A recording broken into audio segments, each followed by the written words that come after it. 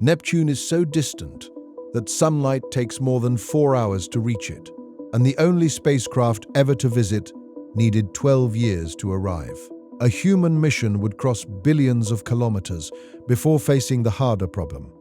There is no solid surface waiting below the blue clouds. Any settlement would need to survive inside a deep atmosphere of hydrogen, helium, and methane, above layers where pressure and heat steadily rise, while some of the fastest winds in the solar system move around the planet.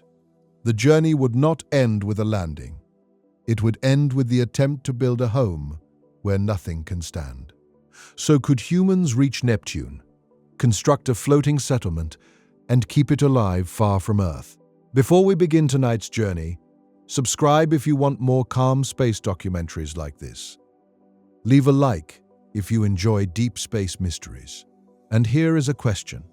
If you had to live near Neptune, would you choose a floating city in its atmosphere or a protected base on one of its moons? Let me know in the comments. I will pin the most thoughtful answer. Tonight, you are watching the Just About Space channel, talking about the impossible journey to build on Neptune. Before anything can be built near Neptune, humanity would have to cross almost the entire visible width of the planetary solar system. From Earth, Neptune appears as a small blue point hidden among the stars. It is so distant that even light from the sun takes more than 4 hours to reach it. A message sent from Earth would need roughly the same amount of time to arrive, and any reply would require another 4 hours to return. For a human crew, the distance would be measured in years rather than hours. Voyager 2 remains the only spacecraft to have visited Neptune. It left Earth in 1977 and reached the planet in 1989, after using the gravity of other worlds to increase its speed along the way. The journey took 12 years, even though Voyager carried no large habitat, no farms, no passengers, and no need to slow down enough to remain near Neptune. A human mission would carry all of those burdens.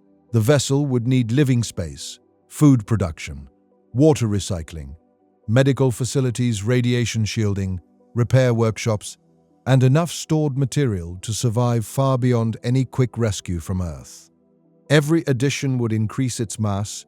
Every increase in mass would demand more energy.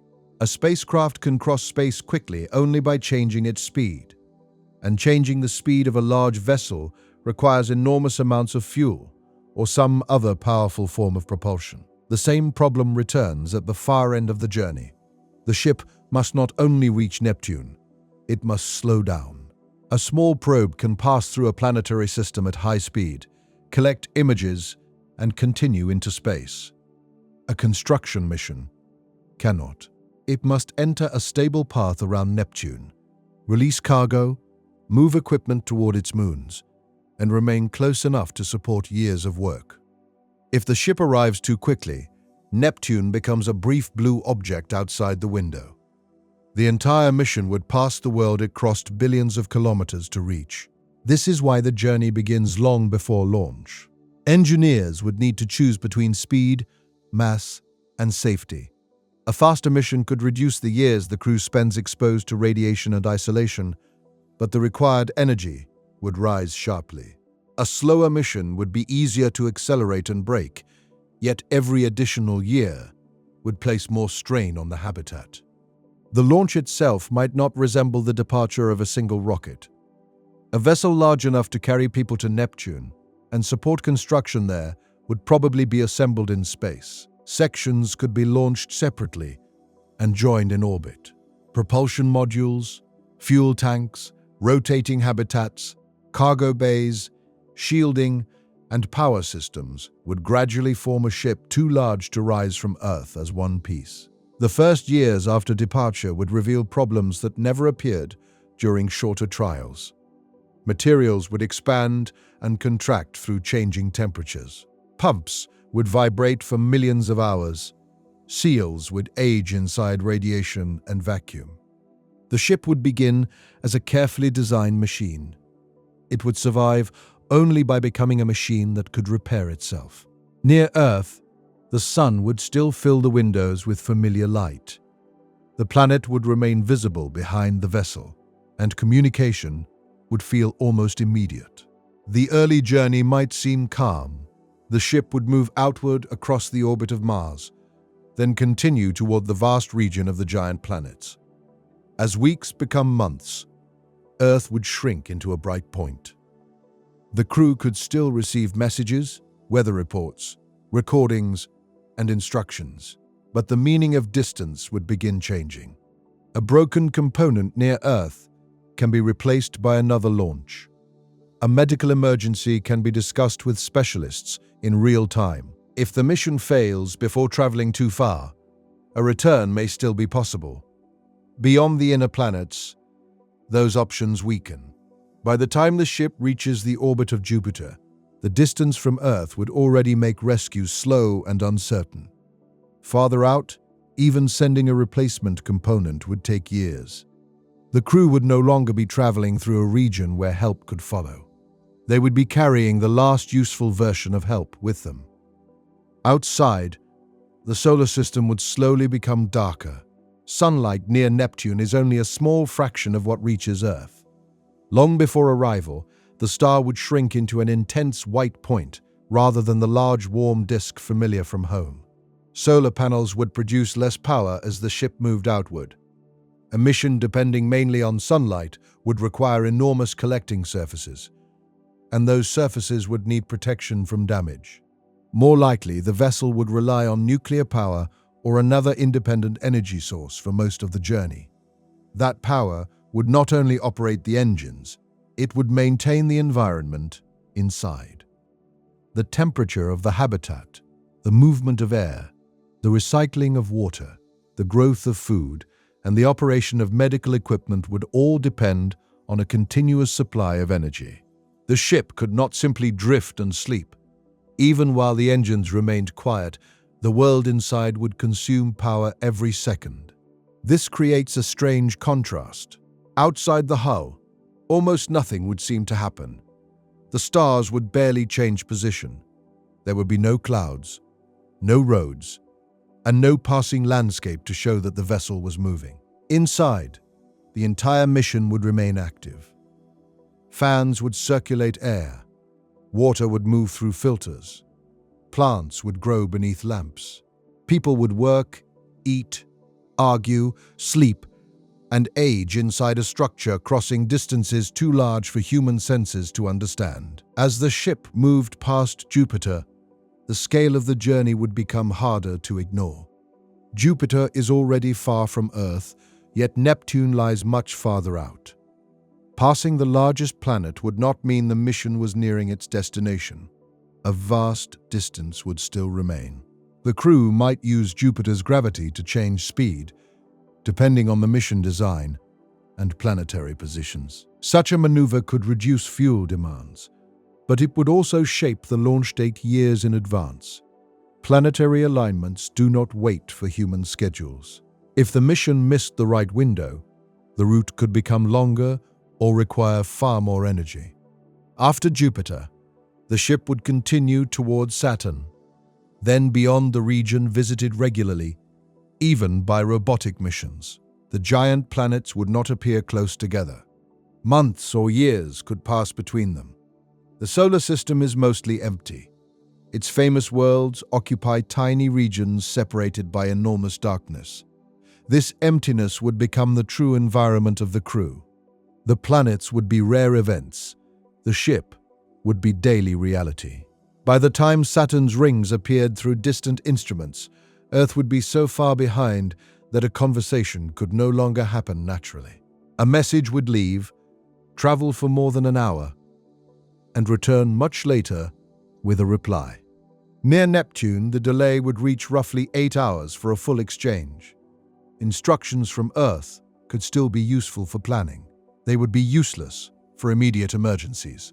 If a reactor began overheating, if a habitat lost pressure, or if someone required urgent surgery, the crew would act alone. Earth might learn what happened after the outcome was already decided. This would change the emotional relationship with home. The mission could receive support, advice, and news. It could not receive presents. The people on board would begin understanding that they were no longer part of Earth's immediate world. They were a separate human environment, moving farther away every day. The psychological strain would not come only from fear. It could come from repetition. The same rooms, the same people, and the same controlled routines would continue year after year. Privacy would be limited. Mistakes would be remembered. Conflict could not be escaped through distance, because every section remained part of the same vessel. The crew would need more than technical discipline. They would need a culture capable of surviving confinement. Public spaces, exercise, education, art, and personal time would not be luxuries. They would protect the social stability of the mission as directly as spare parts protected machinery. A person who loses purpose can become as dangerous to a closed habitat as a failing pump. The ship would therefore carry more than equipment. It would carry ways of living. Meals, celebrations, quiet spaces, and contact with Earth would help create a rhythm that made the years bearable. The voyage could not feel like one long emergency. People would need ordinary life inside it.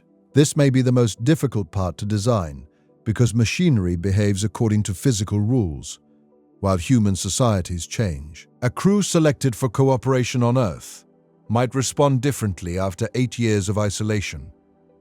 Leadership can weaken. Relationships can break.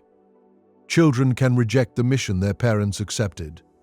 The vessel must allow conflict without allowing conflict to destroy essential systems. Its social structure would need the same resilience as its engineering.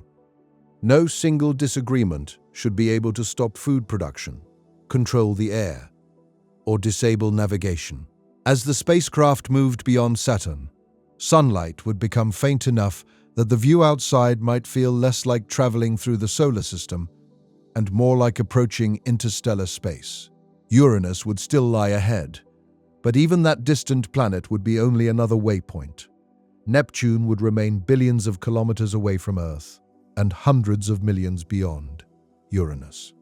The crew might spend years after passing the last familiar marker with no large world nearby. Navigation would depend on instruments rather than sight. The stars would guide the ship, but they would remain too distant to create any sense of speed. There is no visible wind in space. No wake follows the vessel. The mission moves through silence while the people inside measure progress through numbers. Distance remaining. Fuel consumed. Years until braking. System life expected. Every figure would slowly move toward the point where the ship must begin preparing for arrival. The first clear images of Neptune might appear while the planet remained months away. At first, it would be a blue disk smaller than the Moon appears from Earth. Its largest moon, Triton, would become visible nearby. Faint rings and bright clouds might emerge as the instruments improved. The sight would create a feeling difficult to compare with any earlier journey. The crew would be seeing the world that had shaped years of planning, sacrifice, and confinement. Yet they would also know that reaching Neptune was only the beginning. No runway waited below. No solid continent could receive the ship. The mission would still need to choose where to enter orbit, where to establish industry, and whether any structure should ever descend into the atmosphere. The distance crossed would not solve the central problem. It would deliver humanity directly to it. Before those decisions could begin, the spacecraft would need to survive one of its most demanding phases. Braking near Neptune would require precise navigation and reliable engines after years of travel. A major failure during acceleration near Earth might leave the mission close enough to recover. A failure near Neptune could send the vessel past the planet into an unstable orbit, or toward a path from which no safe settlement could begin. The engines might have remained quiet for long periods, but they would now need to perform exactly as designed. Every pump, valve, cooling line, and control system would carry the weight of the entire mission. The ship would begin slowing while Neptune grew larger ahead. The planet's blue color would brighten against the black sky, Triton would move around it in a strange backward orbit. The sun behind the crew would look like a brilliant star, rather than the center of a familiar sky. Years of darkness would finally produce a visible destination. But the crew arriving there would no longer be the same group that left Earth. They would have spent a significant part of their lives inside the ship. They would know its sounds, weak points, and routines better than any place on the planet behind them. The vessel would not merely have carried them to Neptune.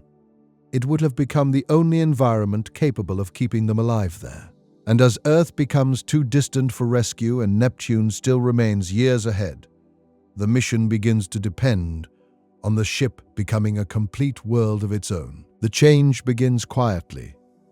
No one on board wakes up one morning and feels that Earth has vanished. The planet remains in messages, recordings, family histories, and the scheduled communication windows that still connect the crew with home.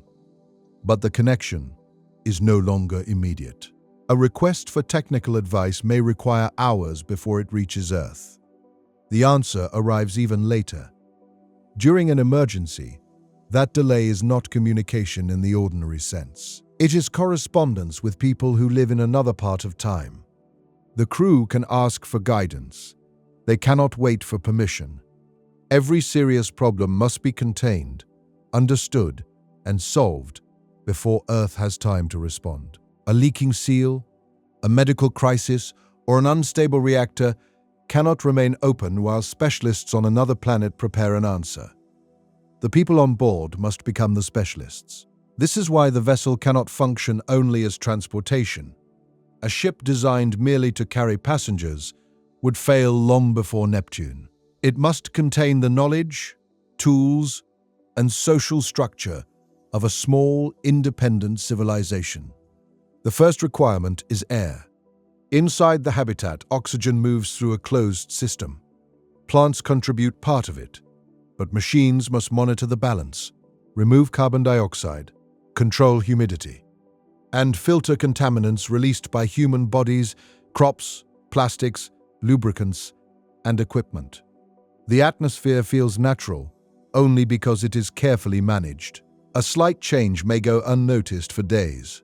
A chemical that is harmless in a large open environment can slowly become dangerous inside a sealed ship.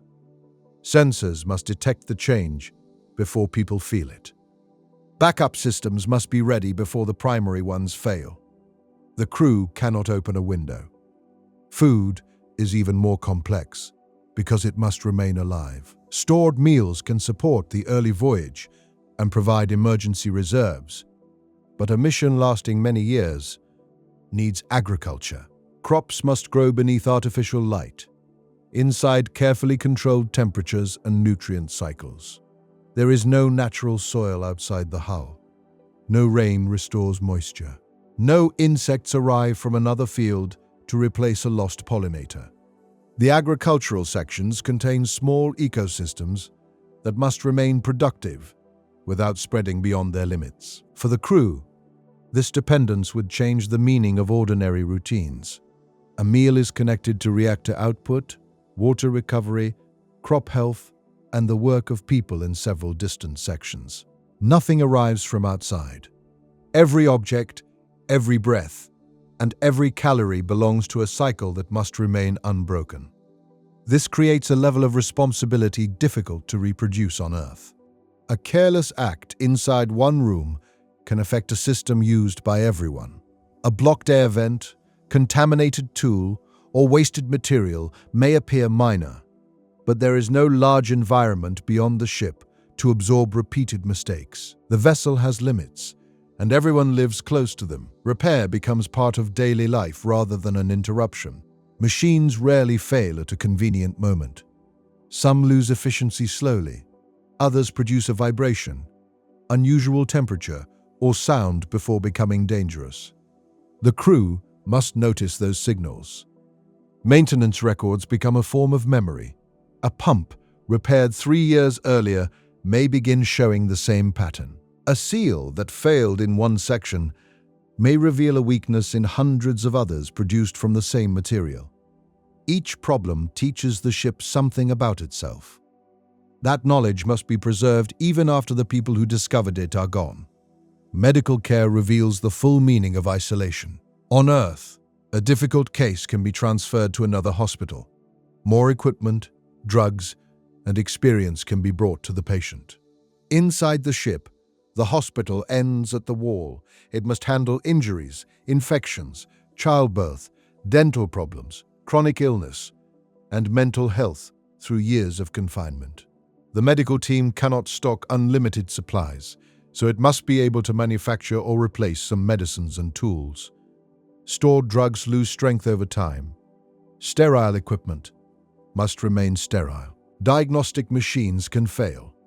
A condition that would be manageable on Earth may become serious because the correct specialist or treatment is absent. The crew must plan not only for expected illness, but for the unexpected body. Long travel changes people. Reduced gravity, radiation, artificial light, controlled diets, and limited environments can affect health in ways that short missions may not reveal. Exercise becomes part of medicine. Sleep schedules become part of safety. The ship's artificial day must convince human bodies to remain healthy, while the real sun outside becomes only a bright star. Mental health may be even harder to protect because the cause of stress cannot be removed. The people cannot leave the workplace. They cannot visit another city. They cannot walk into a forest, change the weather, or spend a weekend alone. Every relationship continues inside the same sealed world. A disagreement between two people may follow them for years. A person who feels trapped has nowhere else to go. Privacy exists only because the ship deliberately creates it. The mission must therefore include spaces with no immediate technical purpose.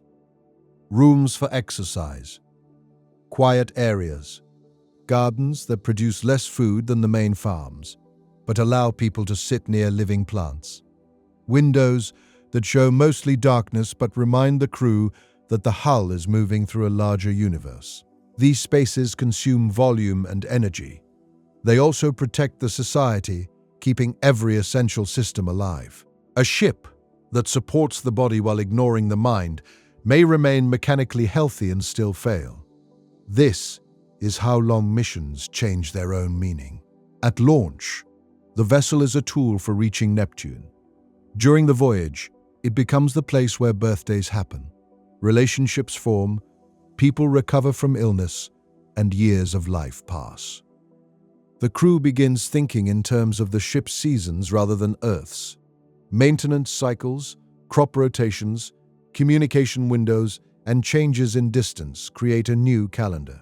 The world outside remains almost unchanged. Inside, time is visible everywhere. Children grow taller. Materials become worn. People move into new roles. Sections are repaired and given new purposes. The ship ages with its population. Outside, the sun grows smaller. The ship passes through the region of the giant planets, but most days bring no close view of anything. Even Jupiter and Saturn are brief landmarks inside years of darkness. The distance between worlds is the true scale of the solar system. Neptune remains ahead, moving slowly in its orbit, while the vessel follows a path calculated years earlier. Communication with Earth becomes more formal, because spontaneous conversation is impossible. Crews send detailed reports containing technical data, medical updates, and personal messages. Earth sends news, advice, entertainment, and revised plans for the arrival. By the time information returns, the situation on board may already have changed. The crew begins treating messages as one source among many rather than final instructions. This is not rebellion. It is the practical result of distance. A decision made near Earth belongs to conditions that existed hours earlier and billions of kilometers away. The people on board must compare it with what their instruments and experience show now. The voyage creates independence because physics leaves no alternative. At some point, rescue becomes only a word. Earth may launch another mission if something goes wrong, but it could not arrive in time to solve the immediate crisis. The damaged vessel would need to survive for years before help appeared. A rescue ship might face the same dangers and require the same enormous journey. The crew cannot build its safety around that possibility. It must assume that every serious failure belongs to them alone. This assumption changes how risks are accepted. An engine test that would be routine near Earth becomes more cautious. A medical procedure may be delayed while the team considers whether the ship can handle complications. Even exploration from the main vessel would be limited. A small craft leaving the habitat carries people away from the only complete life support system for billions of kilometers. Nothing is casual. The crew becomes conservative in some decisions and inventive in others. They avoid unnecessary danger, but they cannot refuse every experiment. Neptune will require technology the mission cannot fully test near Earth. Atmospheric probes, orbital construction machines, and equipment for Triton must eventually operate in environments no human crew has visited. The voyage becomes the final laboratory. Machines are assembled, tested, redesigned, and stored again. Crews rehearse operations while still years away. Landing is not the goal, because there is no solid Neptunian surface to land on. The mission must prepare for orbit, moons, and perhaps the upper atmosphere. This makes arrival far more complicated than reaching a rocky planet. On Mars, the crew would at least know where the ground begins. Near Neptune, every possible base belongs to a different environment. Triton offers solid ground, but extreme cold and weak sunlight. Orbit offers easier movement, but no raw material without mining. The atmosphere offers abundant gases but violent winds and no fixed foundation. The mission must arrive ready for all three. That flexibility adds more equipment, more training, and more uncertainty. It also gives the crew options. A single failed plan does not have to end the mission if the vessel can change direction locally. A problem with the atmosphere may shift attention toward Triton. A dangerous surface region on the Moon may make orbital industry more important. The ship itself becomes the stable center of every plan. This is why the habitat must remain fully functional after arrival. The crew cannot spend all its reserves simply reaching Neptune and assume that a settlement will replace the vessel immediately. Construction could take decades. The first base might fail. The floating city may never become practical. Until another habitat proves that it can survive independently, the ship remains home, factory, hospital, farm, and shelter. The voyage, therefore, does not end when the engines begin braking. It changes shape. The people on board may see Neptune clearly and still live inside the vessel for the rest of their lives.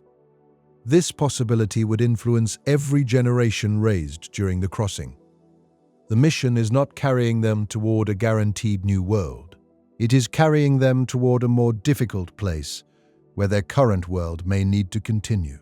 Years pass through this rhythm of repair, training, communication, and ordinary life. The ship moves outward so gradually that no one feels the speed. Then, the instruments begin showing a change. A point of blue light ahead is no longer identical to a star. Its position shifts against the background. Its disk becomes measurable. Neptune is still far away, but it has finally become a place rather than a coordinate. The crew starts receiving clearer images of bright clouds, dark storms, faint rings, and the movement of Triton around the planet. After years of looking into almost unchanging darkness, the destination begins to take shape. It does not appear suddenly. It grows slowly, night after artificial night, while the ship continues carrying its complete human world toward it. And after the vessel has spent years learning how to survive without rescue, Neptune finally begins to emerge from the darkness as a world the crew can see, but still cannot touch. At first, The change is almost disappointing. The blue point grows larger, but not quickly enough for the human eye to notice from one day to the next. Its movement is measured through instruments, compared against the background stars, and translated into numbers on navigation displays. The crew has crossed billions of kilometers. Neptune still appears small. This is the scale of the outer solar system. A planet nearly 4 times wider than Earth can remain little more than a colored disk until the spacecraft is already deep inside its region of space. The final approach lasts for months. Every week reveals another detail. Bright clouds appear near the upper atmosphere. Darker bands move across the globe. Faint rings become visible in long exposures, thin and incomplete compared with the wide, bright rings of Saturn. Triton circles nearby in the wrong direction, moving opposite to Neptune's rotation and the usual motion of large moons. The system does not look welcoming. It looks active, distant, and unfamiliar. The mission has prepared for these images for years, but seeing them changes the mood on board. Neptune is no longer an idea used to justify the voyage. It is no longer a coordinate, a schedule, or a model created from older observations. It is a real planet, occupying space ahead of them. Its storms move while the crew watches. Its moons cross their predicted paths. The color of the atmosphere changes slightly with viewing angle and light. For the first time, the destination has become large enough to feel independent of the mission. It does not exist for the people approaching it. The spacecraft must adapt to Neptune. Neptune will not adapt to the spacecraft. Before any construction can begin, the crew must survive arrival. The engines that carried the mission outward have spent years operating in short burns, long quiet periods, and carefully controlled corrections. Now they must perform one of the most important maneuvers of the entire voyage. The ship is moving too fast to stay. If it passes Neptune without slowing enough, the planet's gravity will bend the trajectory but will not capture the vessel into a useful orbit. The mission would continue outward, carrying its habitat, factories, and people into the dark beyond the planet. A small error in speed could become a failure measured in millions of kilometers. The braking burn begins while Neptune is still distant enough to fit easily within the observation windows. There is no sudden stop. The engines push against years of accumulated motion, reducing the ship's speed gradually. The force continues for hours, perhaps longer, depending on the propulsion system and the route chosen. Inside the rotating habitats, people may barely feel the change. Instruments feel everything. Temperatures rise in the propulsion section. Cooling systems carry heat away. Pumps maintain the flow of fuel. Sensors watch for vibration, pressure loss, and changes in thrust. A small fault that would once have allowed an abort now has nowhere safe to retreat. Earth is far behind. Neptune is ahead. The ship must complete the maneuver with the systems it has. The crew watches numbers rather than the planet. Engine output, fuel remaining, structural stress, and predicted orbit matter more than the view. Only after the burn ends does the wider result become clear. The vessel is still moving toward Neptune. It is moving slowly enough to remain. The achievement is quiet, because no one can treat it as victory yet. The mission has entered the planet's system, but arrival has only placed the crew inside a more complicated problem. Neptune's gravity now shapes the ship's future. The vessel approaches along a path chosen to avoid the planet's faint rings and known moons. Even thin rings can contain dust and small fragments dangerous to a large spacecraft at high speed. The region around Neptune is not empty. It is a moving system of material, gravity, and hidden hazards. Triton is the largest object after the planet itself. Its orbit is unusual, tilted and reversed, making its motion different from what the crew would expect around a more orderly world. Smaller moons move closer to Neptune, some near the ring system. Their positions must be predicted carefully because a small body that appears harmless can become dangerous if the vessel crosses its path at the wrong time. Navigation becomes a continuous process rather than one final decision. The ship may first enter a wide orbit, staying far from the upper atmosphere, while instruments map the system. From there, robotic probes can move inward and survey possible locations for industry, fuel collection, and later habitats. The crew does not descend immediately. There is nowhere obvious to descend. This becomes clearer as Neptune fills more of the sky. From a distance, the planet looked smooth. Up close, the atmosphere reveals layers, moving clouds, and enormous weather systems. The blue color comes mainly from the way methane and other gases interact with sunlight. But the beauty of the color hides the depth beneath it. There is no visible line where sky ends and ground begins. The clouds continue downward. Pressure rises. Temperature changes. The atmosphere becomes denser until it no longer behaves like the air surrounding a rocky world. A person falling into Neptune would not eventually reach an ordinary surface and stop. The descent would continue through deeper layers where gases become compressed, hot, and physically unlike anything found in the upper atmosphere. At some point, the pressure would crush almost any conventional structure. Deeper still, the material around the interior would behave more like a hot, dense fluid than a familiar atmosphere.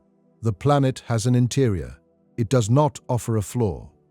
This changes the meaning of the title before construction has even begun. Humans cannot build on Neptune in the way they build on Mars, the Moon, or an asteroid. There is no rock where a foundation can be anchored. No valley can shelter a settlement. No drill can simply reach stable ground beneath the clouds. Any structure placed within the atmosphere must remain there through motion. It must float, fly, or constantly control its altitude. The alternative is orbit. Orbit provides stability without entering the atmosphere, but it also leaves the settlement dependent on transported material. Everything needed for construction must come from the moons, the rings, atmospheric collection, or supplies carried from Earth. The planet is enormous. Its useful resources are difficult to reach.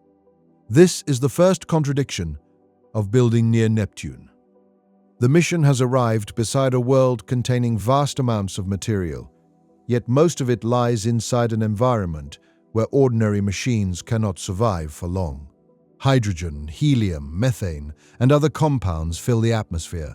Water and heavier material exist deeper down. In theory, these resources could support industry. In practice, collecting them means sending vehicles into fast winds, low temperatures, changing pressure, and layers with no fixed place to land. The atmosphere is not simply empty space with gas inside it. It is moving. Neptune has some of the fastest winds in the solar system. Large weather systems can appear, change, and disappear over years or even shorter periods. Cloud bands travel at different speeds and sometimes in different directions. A probe entering one layer may be carried far from its planned path. A structure trying to remain above one point on the planet may discover that there is no stable air around it. This does not mean a floating city is impossible in principle. It means the city cannot be designed like a building. It must behave like a vehicle for its entire existence. Altitude becomes as important as location. At one level, the atmosphere may be too thin for buoyant structures to support enough weight. Lower down, pressure may become useful, but temperatures, turbulence, and chemical conditions may grow more dangerous. The settlement would need to find a narrow region where several conditions remain manageable at once. There must be enough surrounding gas to create lift. The pressure must remain within the limits of the hull. The temperature must allow machinery to operate. The wind must be survivable. Power must remain available. No single condition can be studied alone. A calm layer with poor lift may be useless. A dense layer with strong lift may be too hot. A region with manageable pressure may move through violent storms. The crew begins searching for a place that may not remain in the same position. Robotic atmospheric probes become the first true explorers of the mission. They are released from orbit and allowed to fall through the upper clouds. Some remain high, carried by balloons or aerodynamic surfaces. Others descend deeper, transmitting data until pressure or heat destroys them. The information returns with delay measured in minutes rather than hours now. But the probes are still beyond rescue. Each one is built to fail after revealing part of the atmosphere. Their paths show how the winds change with depth. Sensors measure pressure, temperature, chemical composition, electrical activity, and turbulence. The upper atmosphere is cold. Sunlight is weak. The planet still emits internal heat, feeding weather that should not be so violent so far from the sun. This is one of Neptune's most unsettling features. The world receives little solar energy, yet its atmosphere is not quiet. Heat rising from within helps power storms and winds across the planet. The settlement would therefore live above a source of weather that cannot be turned off and cannot be predicted only from sunlight. On Earth, the sun drives most weather. Near Neptune, the planet itself contributes strongly to the motion beneath the city. The probes reveal regions that appear calmer than others, but calm is relative. A zone with less turbulence may still contain winds far faster than anything a city on Earth was designed to face. A floating structure would not necessarily resist the full wind speed if it moved with the surrounding atmosphere. In the same way that a balloon on Earth travels with the air around it, a Neptunian settlement could drift inside a chosen layer. The danger comes from changes. Different parts of a large structure may encounter different wind speeds. One end may be pushed harder than the other. Vertical movement can carry the city into another atmospheric band with a new direction and speed. A storm does not need to strike like a solid object. It can slowly bend, twist, and separate parts of the settlement until joints fail. The city must remain flexible. It may need to consist of many connected modules rather than one rigid platform. If a section is damaged, it should be isolated without pulling the rest downward. Connections must carry power, air, water, and people while allowing movement. A design that is too rigid may break. A design that is too flexible may become impossible to control. A rushed atmospheric mission could consume equipment that cannot be replaced. A failed city module could carry people too deep before rescue vehicles arrive. The planet does not allow mistakes to remain local for long. If a module loses lift, it begins descending.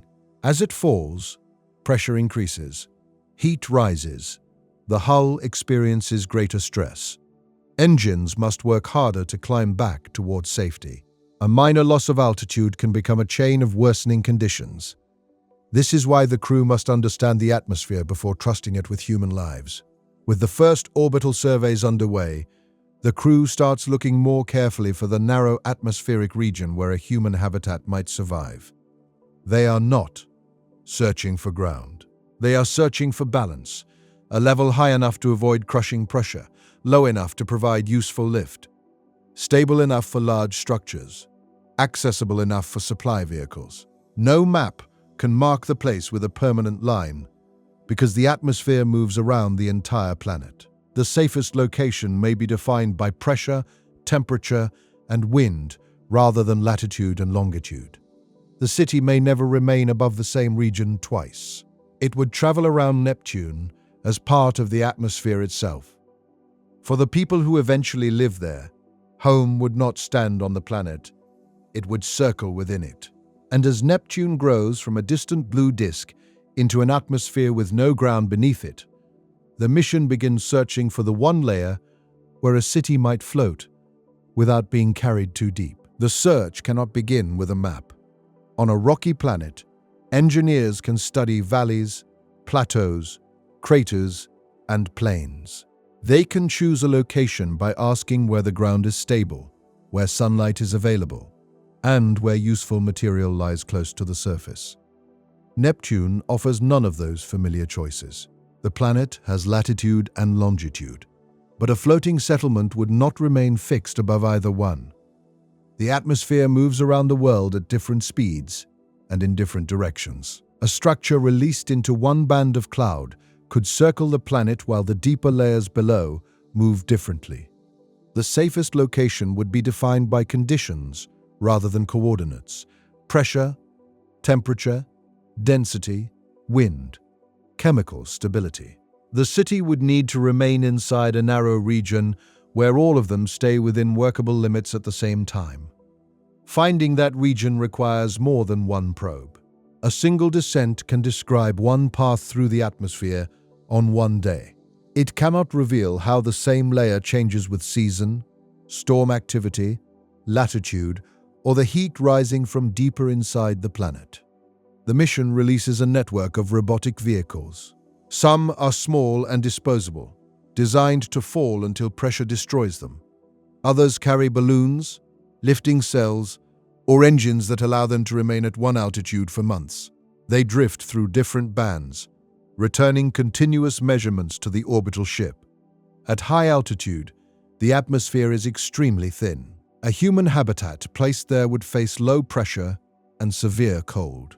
The surrounding gas would provide little natural support, so a balloon or lifting structure would need to become enormous compared with the weight it carried.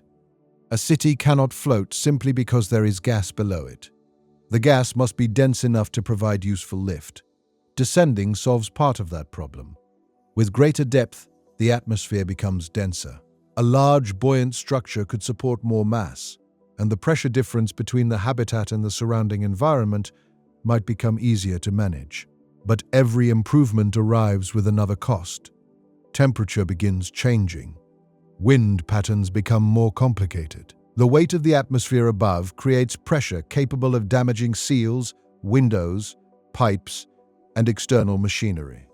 There is no obvious level where danger disappears.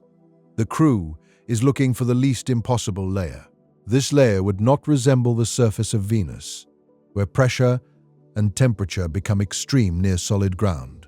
It would exist high within Neptune's atmosphere, far above the deeper regions where gases become compressed into hot, dense fluid.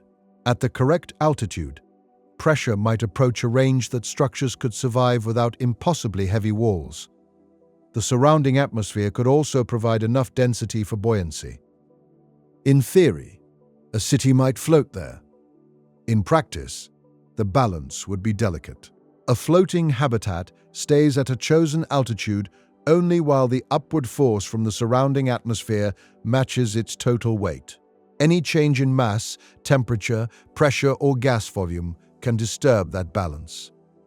Cargo arriving from orbit makes the city heavier. Water moving between tanks changes how weight is distributed. A cooling system lowering the temperature of a lifting cell can reduce its volume and lift. A leak releases gas and starts a descent. Even ordinary life affects the position of the settlement. The settlement would need constant control. Large lifting cells could contain heated hydrogen or another gas arranged to create buoyancy relative to the atmosphere around them.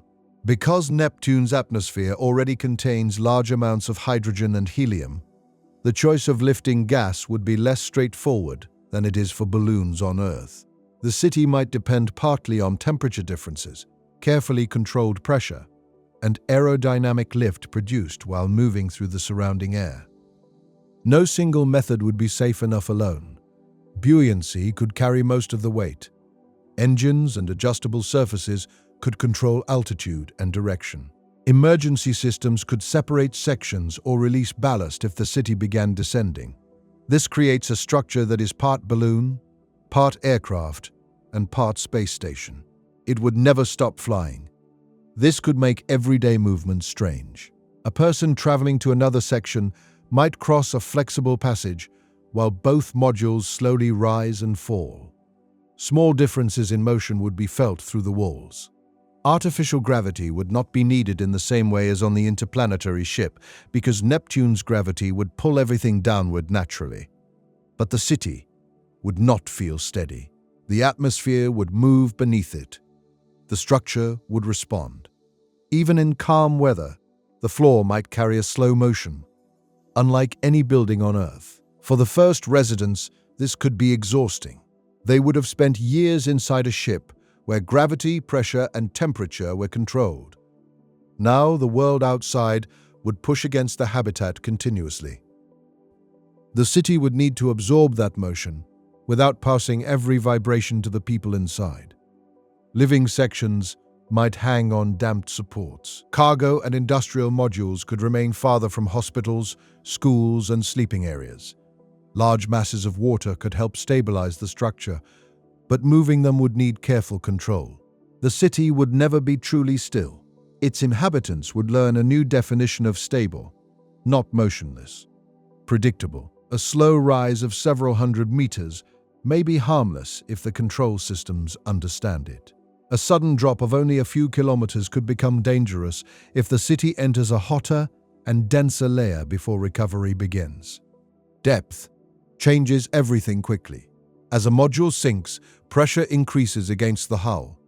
The lifting gas may compress. Buoyancy changes. Engines must push harder through denser air. If the loss of altitude continues, the city can enter a chain reaction. Greater pressure reduces volume. Reduced volume creates less lift. Less lift causes more descent. More descent creates greater pressure. A small failure can therefore become self-reinforcing. The settlement must respond before the people inside notice anything unusual.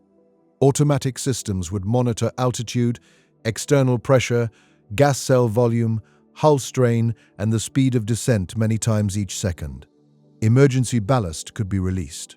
Heavy cargo could separate. Reserve lifting cells could inflate. Engines could drive the module upward. Every response consumes something. Ballast is finite. Fuel is finite.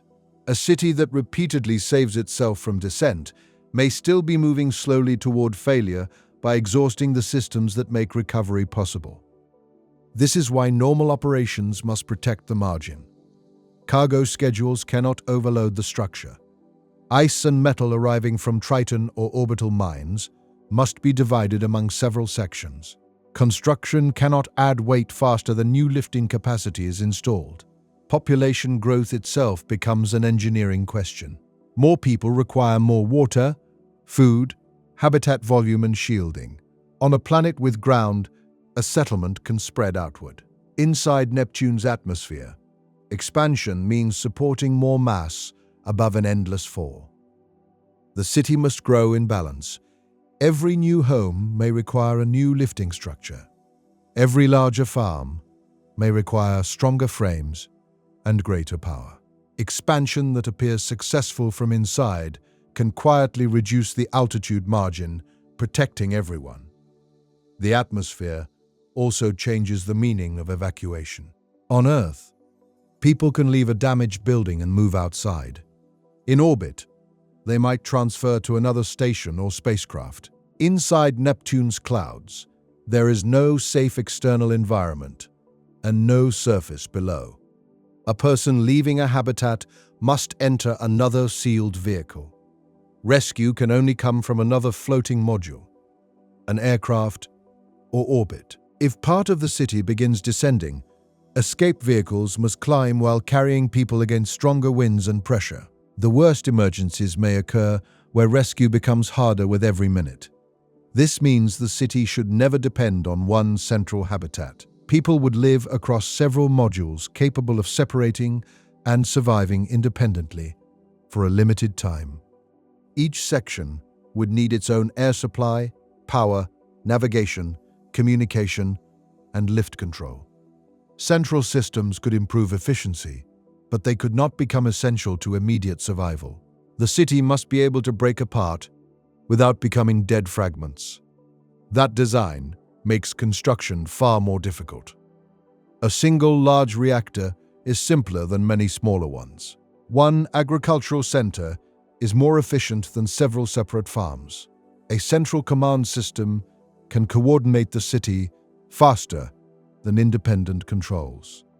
But efficiency is dangerous when one failure can reach everyone. Neptune rewards redundancy. The first atmospheric habitats would therefore be small. They might carry only researchers and maintenance crews. Most of the population would remain in orbit or on Triton, while these experimental stations spend months inside the clouds. The first crews would not be settlers in the ordinary sense. They would be test pilots, living inside buildings. Their mission would be to discover how the atmosphere behaves when a large human structure remains inside it for long periods. Robotic probes cannot reveal every problem. A machine can measure vibration without explaining how that vibration affects sleep. It can report pressure changes without showing whether maintenance crews can work safely during them. Human operation creates its own risks. Doors open, cargo moves, filters require replacement. People become tired and make mistakes. A floating city must survive the ordinary behavior of its residents as well as the atmosphere. The test habitats would spend much of their time drifting with the surrounding wind. Trying to remain above one location would consume enormous energy. It would also expose the structure to constant stress as it fought the motion of the air. Moving with the atmosphere is easier. The settlement would circle Neptune, perhaps completing a journey around the planet far faster than the planet itself rotates. The view below would never reveal continents or oceans, only changing clouds. The crew could pass over entire regions without any fixed landmark showing where they had been. Navigation would depend on satellites, stars, and atmospheric models, rather than visible ground. Home would move through a landscape that has no stable features. Some cloud formations might last long enough to become familiar. Dark storms could appear like regions on a map. Bright methane ice clouds might mark active weather. But these features change. A city cannot build its identity around a mountain or coastline. Its location is always temporary. This is why the search would take years. Probes must remain in the atmosphere through changing weather. Test habitats must prove that seals, engines, and lifting cells survive long exposure. Orbital crews must learn how to rendezvous with objects moving inside the clouds. No single successful day can prove that a city will last. A settlement designed for generations needs evidence measured across seasons and storms. After enough testing, one atmospheric band may appear workable. Pressure remains within structural limits. Temperature can be managed with insulation and heating. Density provides enough support for large lifting cells. The early models begin placing the first permanent modules there. From orbit, the chosen layer is invisible. There is no line across Neptune showing where humanity intends to live. The location exists only inside data, a moving shell around the planet defined by pressure and wind. The city would enter that shell and attempt to remain inside it. But the probes reveal another problem that no choice of altitude can remove. The air in this region is never truly at rest.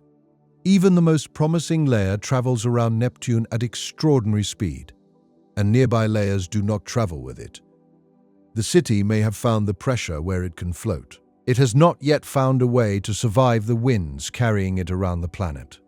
And once the mission identifies a layer where a city might remain airborne, the entire design must confront the fastest and most violent atmosphere humanity has ever tried to inhabit. Neptune's winds do not behave like weather around a city on Earth.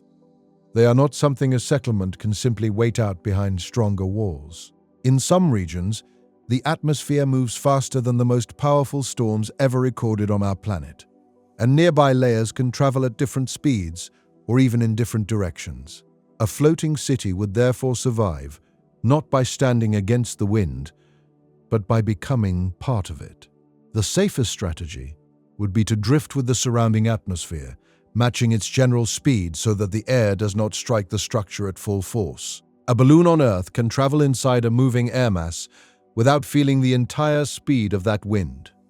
The same principle might allow a settlement to exist above Neptune, but the comparison ends quickly. A city would be vastly larger and heavier than a balloon. It would contain habitats, farms, reactors, storage tanks, docks, workshops, and thousands of people. Different parts of the structure might extend into slightly different atmospheric layers. One section could move through air, traveling faster than the section beside it. The stress would build across the connections between them. The wind does not need to hit the city from the front to damage it.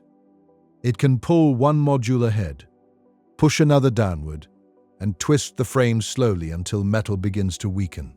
A rigid settlement would resist this movement at first. Then, the strain would collect in a small number of joints. A flexible settlement would spread the movement across many connections, allowing modules to rise, fall, and shift slightly without breaking apart. The city would need to move like a structure designed to survive an endless ocean. Its sections might be connected through articulated bridges, pressure tunnels, and docking rings capable of bending through several directions. Power cables and water lines would require flexible routes and automatic seals. If one connection failed, doors would close before air escaped into the atmosphere. The damaged section could separate without pulling the rest of the city with it.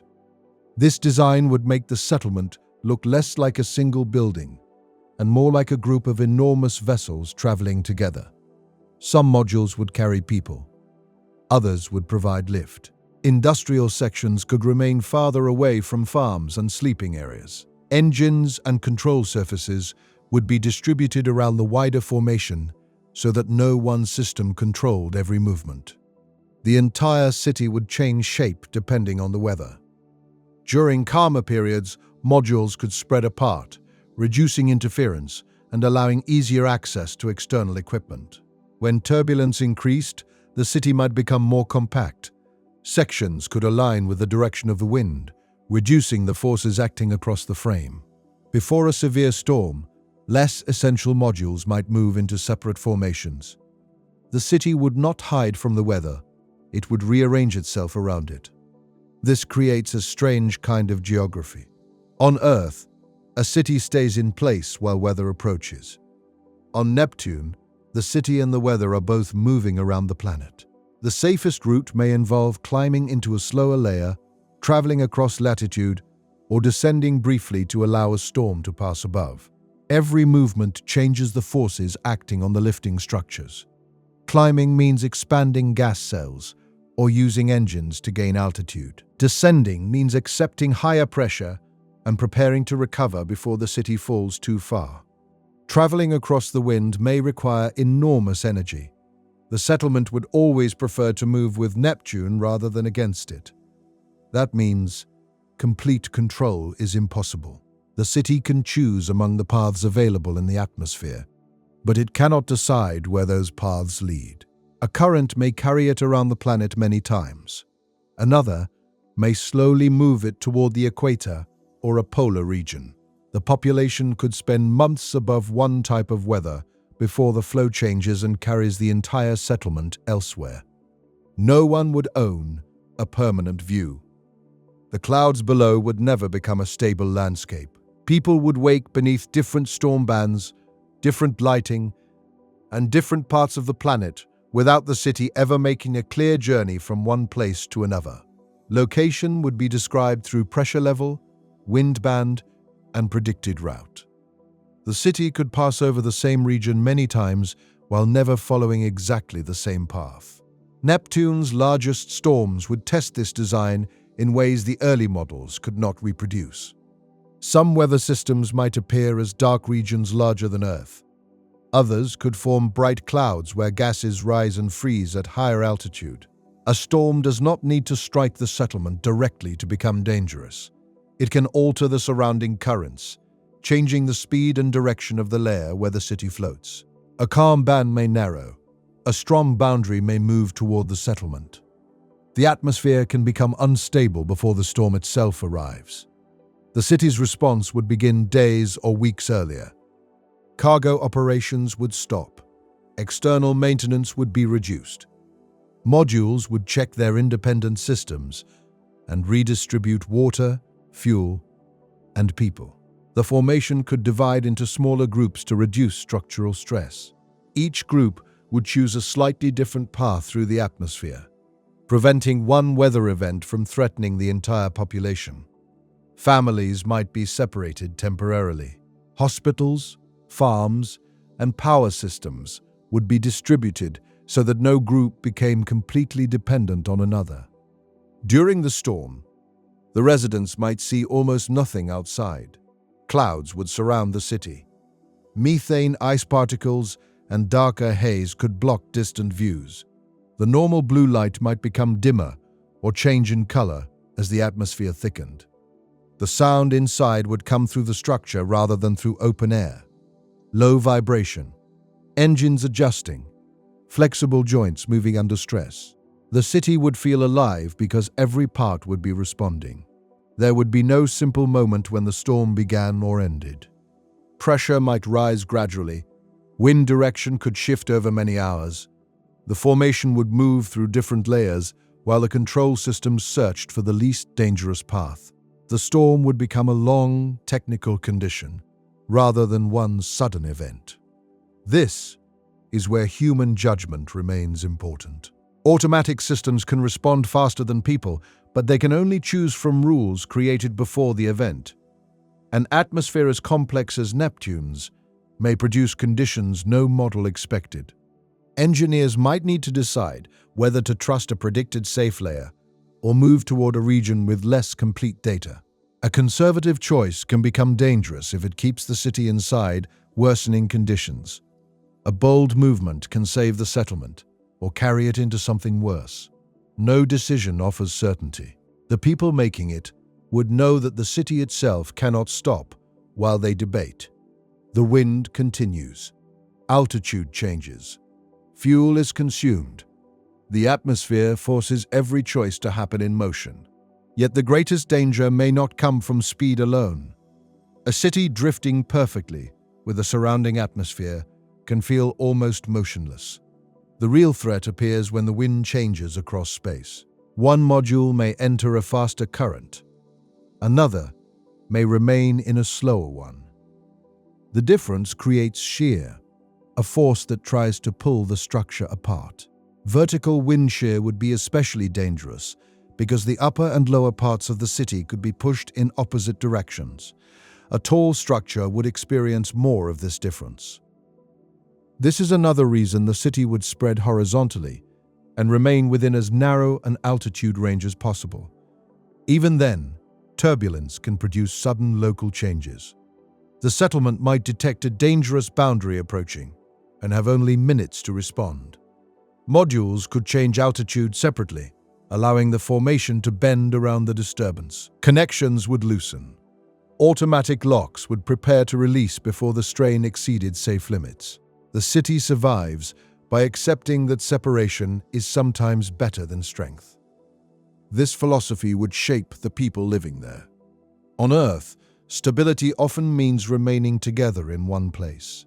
On Neptune, survival may mean knowing when to divide, drift apart, and reconnect later.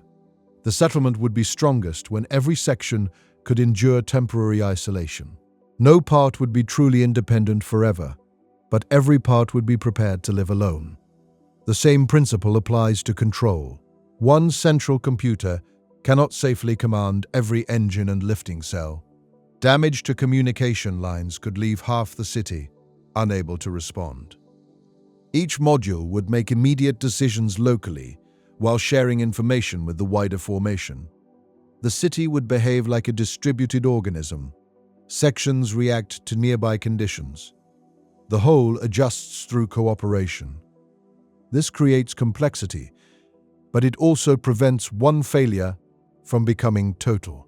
A damaged control center cannot make the city fall if every habitat understands how to remain airborne. The first permanent storm season would prove whether this idea works. The settlers would enter it with years of probe data, simulations, and smaller tests.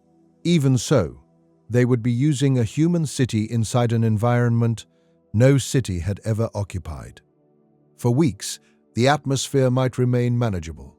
Then, the forecasts would begin changing. A dark storm could form farther west. The city would alter course gradually. climbing into a different layer while cargo traffic stopped. Modules would close external connections and test emergency systems. The settlement would not look frightened from the outside. It would look organized. Inside, people would continue eating, working, and sleeping while the structure prepared to move through violent air. The storm might pass without direct contact. It could still consume months of fuel, wear out engines, damage lifting cells, and delay construction. Survival would not mean remaining untouched. It would mean finishing the event with enough strength to repair what was lost. Every storm would spend part of the city's future. Fuel used for movement cannot be used again. Replacement parts installed after damage reduce the stored supply. Extra power sent to engines may reduce what is available for industry and farms. The settlement survives the atmosphere by converting energy and material into stability. This makes weather an economic force as much as a physical one. A year with several severe storms could slow expansion dramatically. A calm period could allow new habitats to be built and reserves to recover. The city's growth would follow the atmosphere's rhythm. Long-term survival would depend on storing enough energy during quiet periods to endure the violent ones. And that leads to the deeper weakness hidden beneath every lifting cell, engine, forecast, and emergency system. None of them works without power. The city can drift with Neptune's wind, but it cannot survive passively. It must heat habitats, control buoyancy, move modules, recycle air, operate farms, and climb away from danger. A loss of energy would not simply darken rooms. It would remove the city's ability to remain where life is possible. The atmosphere would continue moving after the lights went out. The settlement would begin losing control while pressure and heat waited below. And as the first floating habitats learn to survive Neptune's winds by moving with them, the mission discovers that every moment of safety depends on a source of power that must keep working beneath a distant and fading sun. Near Earth, sunlight feels constant enough to disappear into the background of life. It arrives each day, warms the surface, drives weather, supports plants, and provides energy without asking a city to fight for every beam. At Neptune, the sun has become a bright point. Its light is still powerful enough to illuminate the planet, but only a small fraction of the energy reaching Earth is available this far away. Solar panels would need to cover enormous areas to produce the same power, and every panel would add mass, drag, and another surface for the wind to damage. A floating city could still use sunlight. It simply could not trust it with everything. The settlement needs power at all times, not only when conditions are calm or when the city faces the sun at the correct angle. Farms must remain lit. Air must continue moving. Water must be recycled. Lifting cells must stay at the right temperature and pressure. Engines must be ready to change altitude before danger arrives. A delay of a few minutes could matter. A loss of power on Earth darkens streets and stops machines. A loss of power inside Neptune's atmosphere begins changing the city's position. Heating systems slow. Gas contracts. Lift decreases. Control surfaces stop responding. The settlement starts to sink. The first descent may be almost impossible to feel. The city continues drifting with the wind, while external pressure rises gradually around it. Inside, lights may still work from emergency batteries. People may hear only a change in ventilation or the distant start of backup engines. But the atmosphere does not pause while the city changes systems. Every meter downward increases the demands placed on the structure. The deeper air becomes denser. Pressure pushes harder against seals and lifting cells. Engines must produce more force to regain altitude. A power failure creates the conditions that make recovery require even more power. This is why the city cannot depend on one central reactor, one transmission line, or one control room. Energy must be divided across the settlement, in the same way lift and life support are divided. Each inhabited module would carry enough independent power to remain stable after separation. Larger reactors could supply industry and heavy movement during normal operation, but smaller local systems would protect people if the wider network failed. The city would behave like several power grids joined together. Under ordinary conditions, energy moves where it is most useful. Farms receive steady supply. Workshops draw more power during construction. Storage systems charge while the atmosphere remains calm. When damage appears, sections disconnect before the problem spreads. A short circuit or reactor fault in one module cannot be allowed to pull every habitat into darkness. The settlement's survival depends less on producing maximum power than on preventing total loss. Nuclear energy would probably form the foundation of this system. Reactors can operate far from sunlight and provide heat as well as electricity. They can run through Neptune's long nights, beneath thick clouds, and during storms that make large solar structures unsafe. Yet a reactor suitable for a floating city creates its own difficulty. Shielding is heavy. Cooling systems are large. Fuel must be transported, monitored, and eventually replaced or processed. A reactor cannot simply be placed beneath the city like a power station on land. Its mass affects buoyancy, and its waste heat must be released into an atmosphere whose temperature changes with altitude. The city would measure power differently from a settlement on Earth.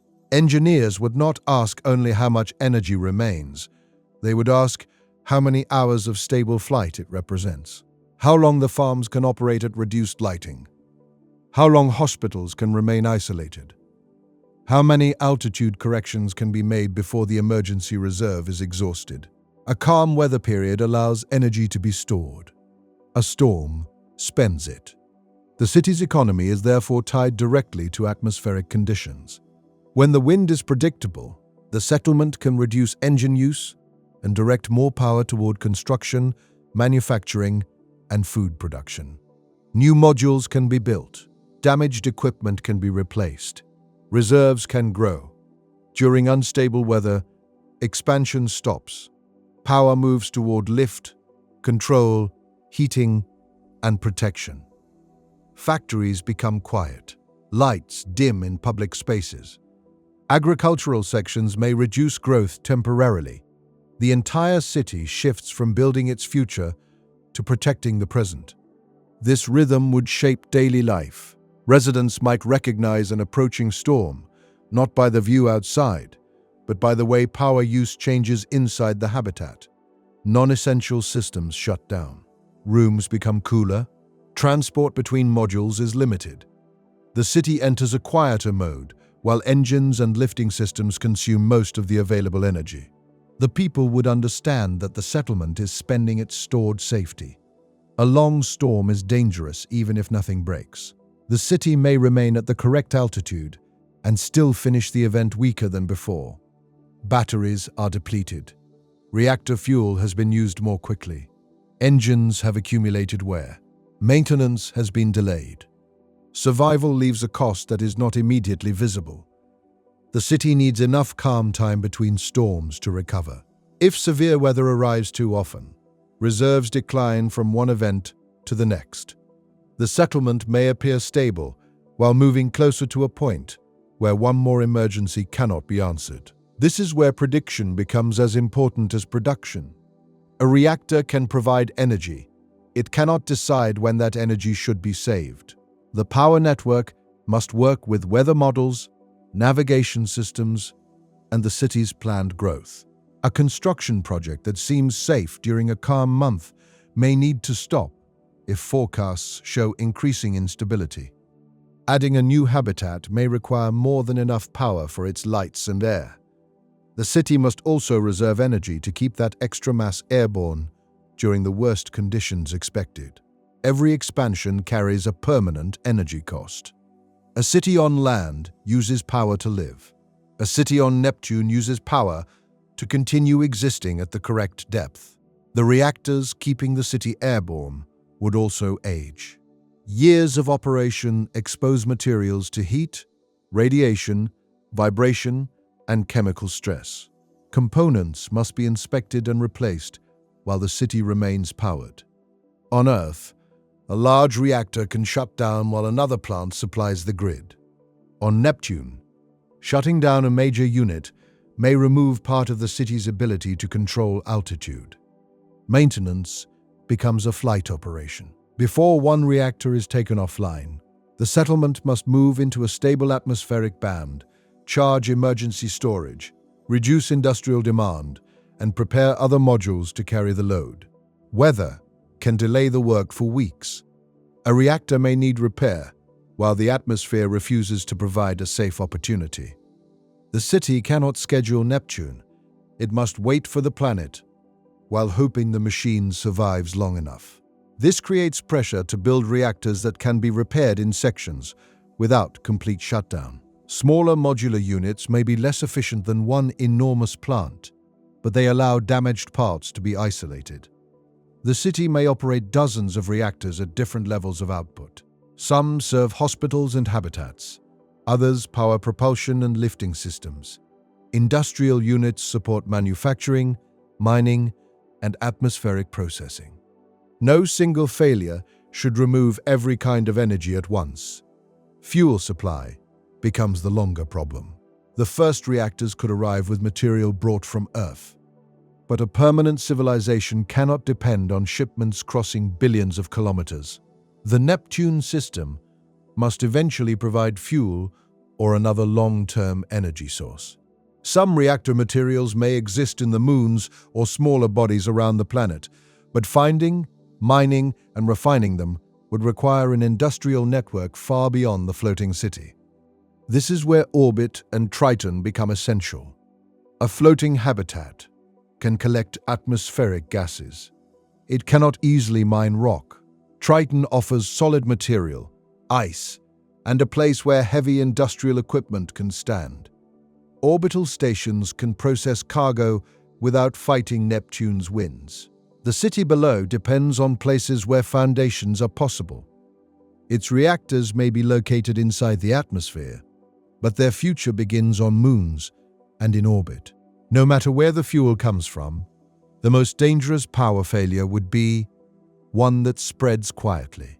A cooling system loses efficiency. A reactor reduces output.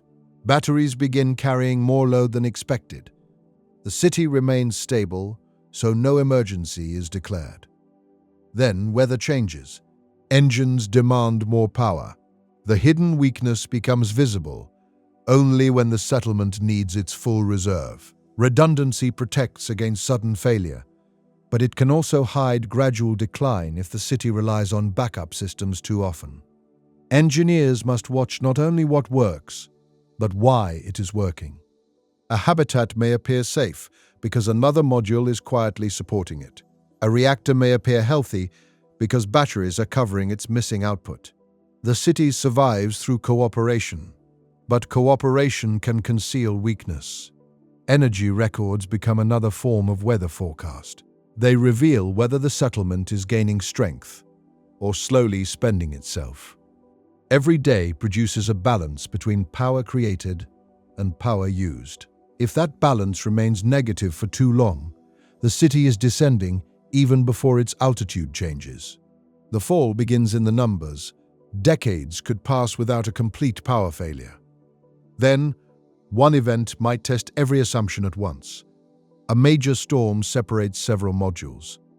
A reactor shuts down automatically after detecting damage. Transmission lines fail. Clouds reduce solar output. The city survives only because local power systems start immediately and energy storage carries the habitats through the first hours. Residents feel the modules climbing and descending as control systems search for balance. Some sections darken, farms switch to emergency lighting, hospitals isolate themselves from the wider grid. The settlement becomes several small cities for a time. Recovery may take days. The modules reconnect slowly, matching altitude and wind before restoring power lines. Damaged reactors remain separate. Cargo and construction stop. When the city becomes whole again, it is not unchanged. Fuel reserves are lower. Equipment is worn. Confidence has been replaced by better knowledge. The event proves that the system works. It also proves how close survival remains to failure. The city cannot eliminate that edge. It can only prepare to live beside it. As years pass, the energy network grows more local, more divided, and more deeply connected to every part of life. The city learns when to conserve, when to expand, and when to spend its reserves to escape danger. Power allows humanity to remain inside Neptune's atmosphere. But power itself requires fuel, metals, factories, water, and replacement parts that the floating settlement cannot produce alone. The city may move with the wind, yet its future depends on a much wider world of minds and machines beyond the clouds.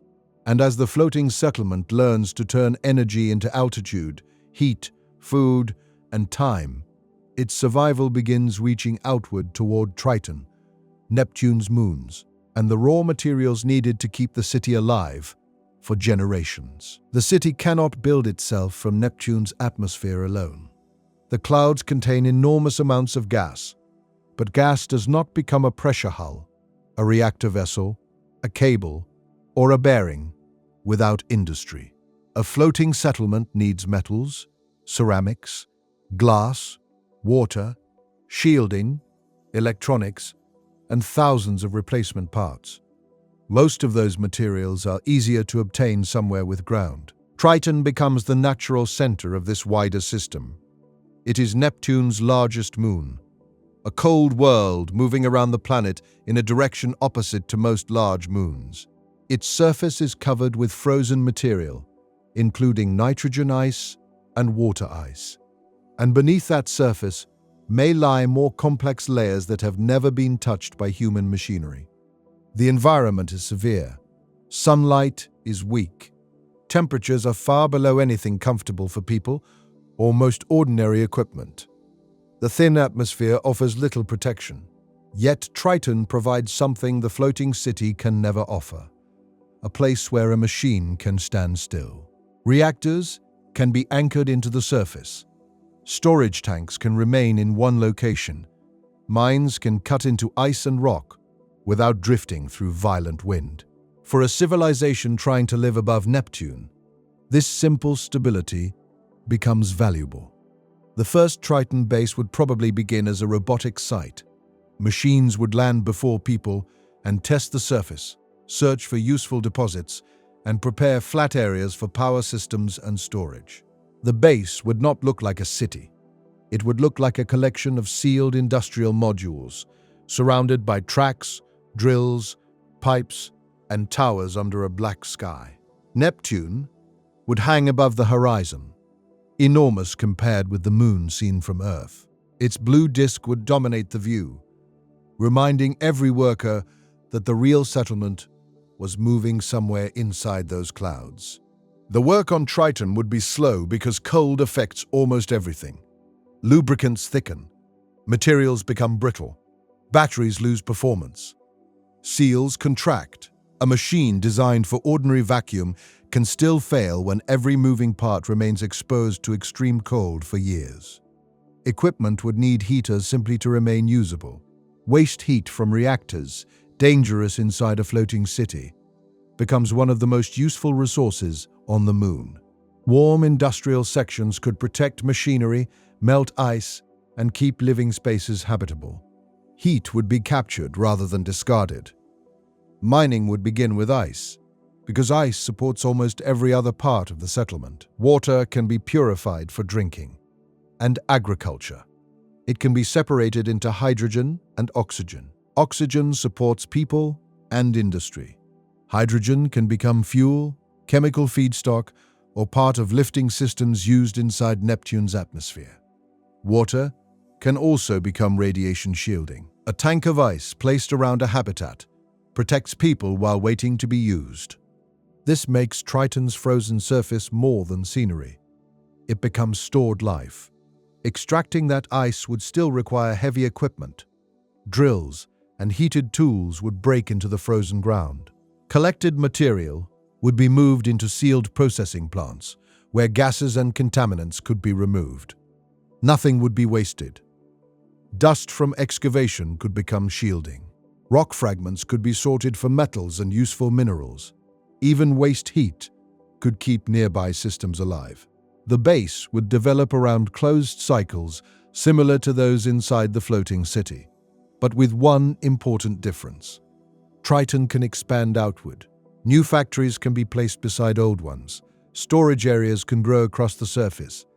Heavy machines do not need lifting cells or constant altitude control. This makes the Moon the place where large and inefficient processes can happen safely. Every shipment from Triton to the floating city would begin with a launch. That journey is shorter than the one from Earth, but still difficult. Cargo must leave the Moon, reach Neptune orbit, and then descend into a moving atmosphere. The supply chain contains several environments, each with different risks. A container safe on Triton may not survive atmospheric pressure. A vehicle designed for orbit may not tolerate Neptune's winds. A city module needs material in a form that can be unloaded while everything moves. The cargo system would therefore use stages. Heavy material leaves Triton in simple launch vehicles or electromagnetic systems built along the surface. It enters orbit, where factories and storage stations receive it. There, raw material can be refined into parts designed specifically for the city below. The finished cargo is transferred into atmospheric vehicles capable of descending, matching the wind, and docking with a moving settlement. Each stage allows one machine to work inside the environment it understands best. The Moon handles weight. Orbit handles assembly. The atmosphere handles final delivery. This network reduces the need for one perfect vehicle. It also creates many points where the chain can fail. A launch accident delays material. An orbital factory loses power. A storm closes the descent route. The floating city may wait months for a part that has already crossed most of the system. For this reason, the city would carry large reserves of common components. Seals, cables, pumps, filters, and structural joints would be stored in several modules. Rare equipment would need to be repaired rather than replaced quickly. Supply from Triton supports the settlement. It cannot become an excuse for poor preparation. The orbital factories would be among the most important parts of the entire civilization. They would operate without Neptune's atmospheric pressure and without Triton's gravity limiting every launch. Large frames could be assembled in open space and inspected from every side. Habitat modules could be completed, pressurized, and tested before entering the clouds. A floating section would not be built entirely inside the atmosphere. It would be born in orbit. There, lifting cells, engines, pressure hulls, and control systems could be connected under calm conditions. The module would spend months running as a closed habitat while still attached to an orbital station. Failures could be repaired without risking descent. Only after the section proved that it could support life would it begin the journey downward. Even after a completed module reaches the city, expansion remains slow because every addition changes the settlement's balance and must prove that it can survive the wind. A new module could add homes, a farm, a school, or a workshop, but it also represents years of mining, refining, construction, testing, transport, and atmospheric descent. Nothing can be replaced casually. The city's visible shape becomes the final result of labor spread across the entire Neptune system. Triton's mines appear in the beams supporting a greenhouse. An orbital factory appears in a pressure door. A cargo crew's successful descent appears in a water tank. The floating settlement is built from work performed far beyond the clouds. Neptune's atmosphere could also supply useful material directly. Collectors drifting deeper than the inhabited city might gather hydrogen, helium, methane, and other gases. These vehicles would operate in regions too dangerous for permanent human presence. Some could remain attached by long-distance communication and navigation networks. Others might travel independently, rising periodically to deliver compressed material. Atmospheric collection avoids launching every gas from Triton.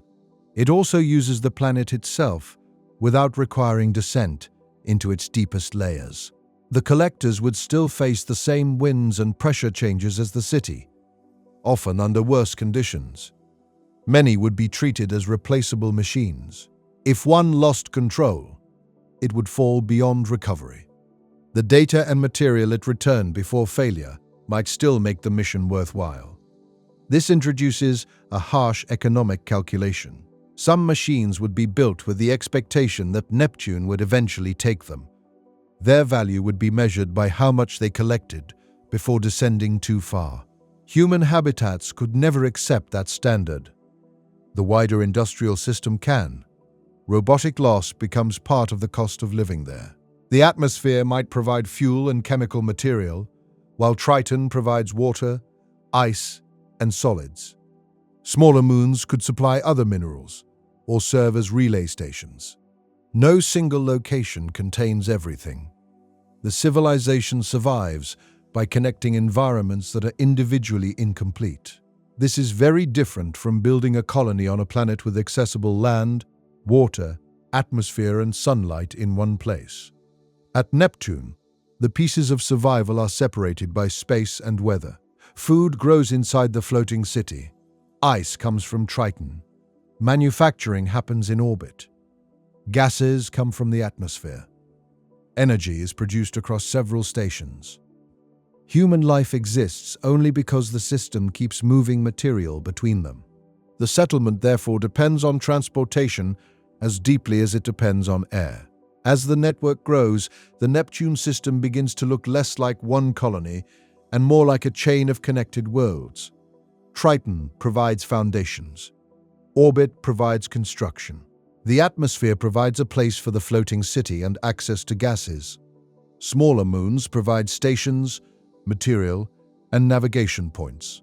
The original interplanetary ship may remain as an archive, hospital, and emergency habitat, still carrying parts of the civilization that crossed from Earth. Nothing is wasted because nothing is easy to replace. Old vessels become factories. Empty fuel tanks become storage. Retired cargo modules become workshops or shielding. A civilization built so far from Earth cannot afford to think of machinery as disposable. Everything has another possible use before Neptune finally takes it. This culture of reuse would shape the city below. Its walls may contain metal that once belonged to the interplanetary ship. A school could occupy a module originally designed for cargo.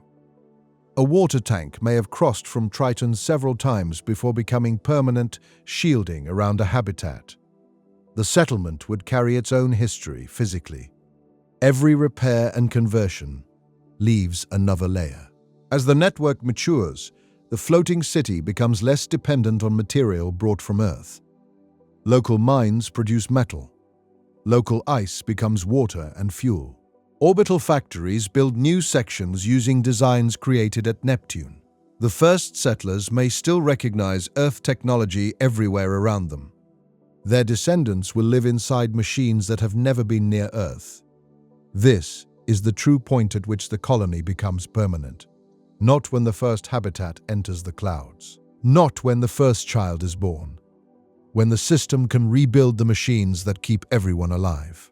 A settlement that cannot reproduce its essential technology remains a temporary camp, no matter how long people live there. Neptune's civilization survives only when it can replace reactors, engines, lifting cells, pressure hulls, farms, and medical systems, using knowledge and material found locally. That goal may take decades. Once local industry can replace the essential machinery keeping the city alive, the settlement can begin growing with greater confidence. Families no longer see every spare part as a relic from Earth. The Neptune system becomes capable of supporting a future rather than preserving only the original mission. Yet the people who finally move into those growing habitats still face the same simple truth.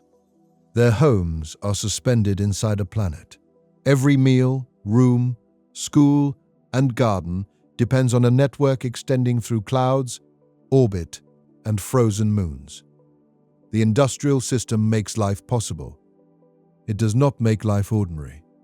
The first large group of permanent residents would enter a city already tested by storms, supplied by Triton, and supported by factories in orbit. They would no longer be temporary crews studying whether the habitat could work. They would bring families, personal objects, and plans measured in decades. For them, the floating structure would stop being an experiment. It would become home. And as Triton's ice, orbital factories, and atmospheric collectors finally allow the city to support a permanent population, the mission must confront what daily human life would feel like above an endless fall. The first residents would enter a place that had already survived years of testing, storms, repairs, and controlled emergencies. They would know the city worked. That would not make it feel normal. Every room would be sealed inside a structure, moving through Neptune's atmosphere at enormous speed. The floor would feel solid, yet the entire settlement would be floating inside a layer of gas, with no ground beneath it. Nothing outside could support them. The city would remain safe, only while lift, power, pressure, and navigation stayed in balance. For the people living there, this danger could not remain visible every moment. No one can build an ordinary life while thinking constantly about the atmosphere below. Children would need to attend school. Meals would need to be prepared. People would work, argue, celebrate, recover from illness, and sleep while the city continued drifting around the planet. Daily life would therefore be designed to feel calmer than the environment outside. Living sections would be placed far from the loudest engines and industrial systems. Flexible supports would reduce vibration. Lighting would imitate a familiar day and night, even though sunlight outside was weak and often hidden by clouds. Most residents might rarely see the external structure. They would move through corridors, public rooms, gardens, and apartments shaped to feel stable.